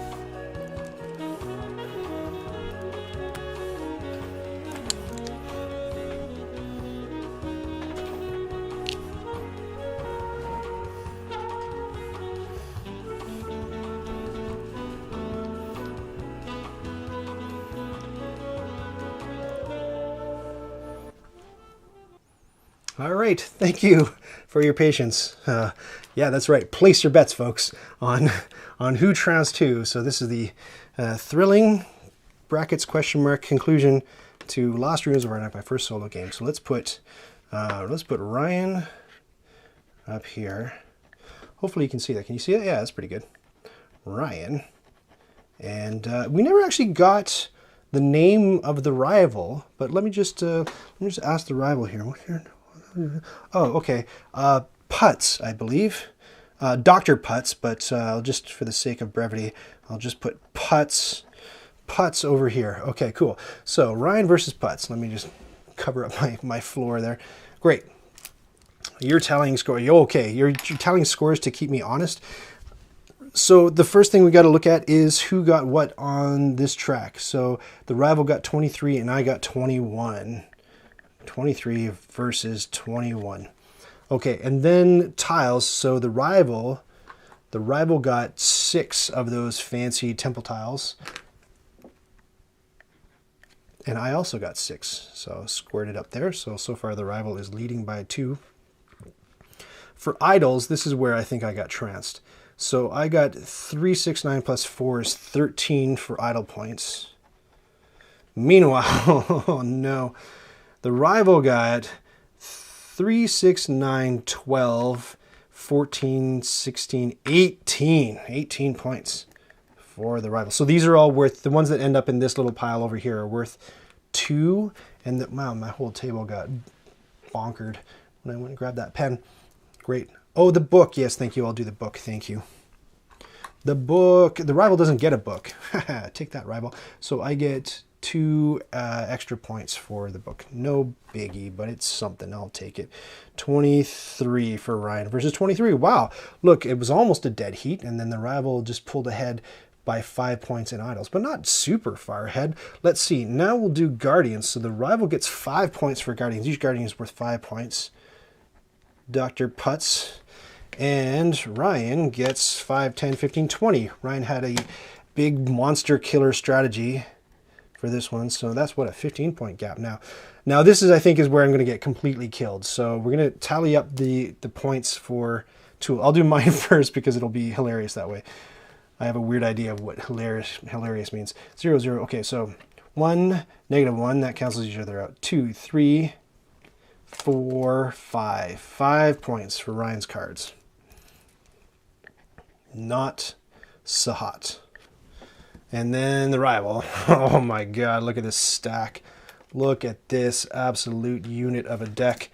Oh my lord. Get up here. Wait, what happened to our exciting jungle music? Wait, if we needed it ever, it's now. Go, exciting jungle music, go. Oh, yes. There it is. Back to this. Whoa! 2. Oh, this is going to be so demoralizing. We can skip this part, right? No, here we go. 2, 4, 6, 8, 10, 12, 14, 16, 17 points. Ay, ay, ay, ay, ay. 17. And then fear cards. Hold on just a second. This is my last chance to play this sound effect, and I'm going to take it, damn it. Yeah, scary. So fear cards, I think, didn't I get rid of all of them? Let's just see. No, I got 1 right. -1 for fear, and then 0 over here, which is the only 0 he's tracking. Dr. Putz. All right, Ryan does math. 23, 29, 39, 42, 62, 67, 66. That's pretty good for somebody who's afraid of numbers, right? 66. And the rival, who's afraid of doing math in front of people. 23 plus 6, 29, 39, 47, 52, 62 plus 69. Whoa, whoa, whoa! Not what I expected at all. Oh my god, look at that. Okay, so I did die. I did get defeated by the rival, but I didn't lose that badly. I'm not going to count that a win because that's not fair. But you know what? That wasn't terrible. It wasn't the complete route that I expected. So yeah, narrowly defeated. Thank you for putting it that way. Oh, look at that exciting music. So if you're keeping score, with Ryan versus Board Games. I believe it's Ryan 0, Board Games 6 is the situation that we have with Ryan versus Board Games. But you know what? It was a noble effort, and you guys sort of sullied the well off the top by forcing me into a 4 out of 5 difficulty mode for my very first time playing against the rival, which I didn't think was very nice at all. But pay up. We didn't bet anything. Yeah. All right. Thank you so much for joining me with the stream. Usually I close it out, but just by doing a couple plugs for a couple of different things. What's happening, if you haven't seen it yet, I just did a video for a game called Mythic Mischief, and I have a partnership with a fellow named Rado, who you probably haven't heard of. He's like an up-and-coming YouTuber, but he's trying to build his channel. So if you could head over to Rado's channel on YouTube and check out his stuff. If you look for run-throughs, rules run-throughs, that's where it is. And Mythic Mischief launched on GameFound a couple of days ago and completely blew past its goal within like the first 30 seconds. It was one of those campaigns. So check that out and check out my video for it. The goal really is to get more views on my video than Shay has on his video on the Rado channel. So if we can maybe give it a little bit of a, like, brigade that a little bit, that would be really nice. Just so I could lord that over Shay, because really I got nothing else on the guy, so at least I could get a couple more views on the video. What else can I tell you? I've plugged this a bazillion times during the stream, but if you would like to join a bunch of the folks that you chatted with here in chat, they are on the Discord server, and the Discord server is free and open to all. You don't have to be... Oh, so Sakabra, thank you so much for following me on Twitch. I'll get to that in just a second. If you want to join us on the Discord chat, and it's not too chaotic, very nice people that we're playing games all the time. We talked a little bit about 3D printing during this stream. If you like that, there's a whole 3D printing channel. There's a photography channel. It's a very creative group of people. And there's a game scheduling channel, possibly most importantly. So if you go there, there are constantly offers of people saying like, I need 3 more to play whatever on Board Game Arena. Or if you throw up a link there on Boîte de Jeu or a Yukata or whatever you want to play on, even Tabletop Simulator, then I'm sure you can find people to play games with, which is important in this trying time. This number I've had up on the screen, it just went up to 82. Thank you so much, Sakabra. If you would like to see that number go up, that's what the button looks like. It's purple. It won't make a fart sound, but we wish it did. And what else can I tell you? Yeah, and finally, you don't need to be a Patreon supporter to join that Discord, but if you are, you get special things like different colored name tag, and you get access to special channels. And then depending on if you get into the upper echelons, you have more sway over what content I cover on the channel. And what else? Eventually you'll get 3D models that I'm designing to go with your board games if you've got a 3D printer. Very, very cool. Thank you so much. And twitch.tv/KnightsAroundATable if you're just joining us from YouTube. What I'm trying to do is I have a large enough following on YouTube, and I just started on Twitch, and I'd like to see if I can toss a couple people from the YouTube bucket over into the Twitch bucket, just to see if I can, build a little bit of an audience on both platforms. If you enjoy these streams, I'm going to keep them up for at least the next little while and see how they go. Thank you so much for joining this one. Normally we would raid people, but I don't know how to do that yet, so instead I'll just toss it out to my normal outro. Unless anybody has any final thoughts, let's pause this so it doesn't overlap the outro. So fun. I'm glad you enjoyed it. Thanks. That was very fun, y'all. All right, catch you on possibly Saturday night with my friend Dave, who is wild. If we don't catch him on Saturday night, he will be on the stream eventually. Look forward to that. See ya. My button's not working. I'm tapping my button frantically. Here we go. Still not working. I'm going to have to do it with the mouse.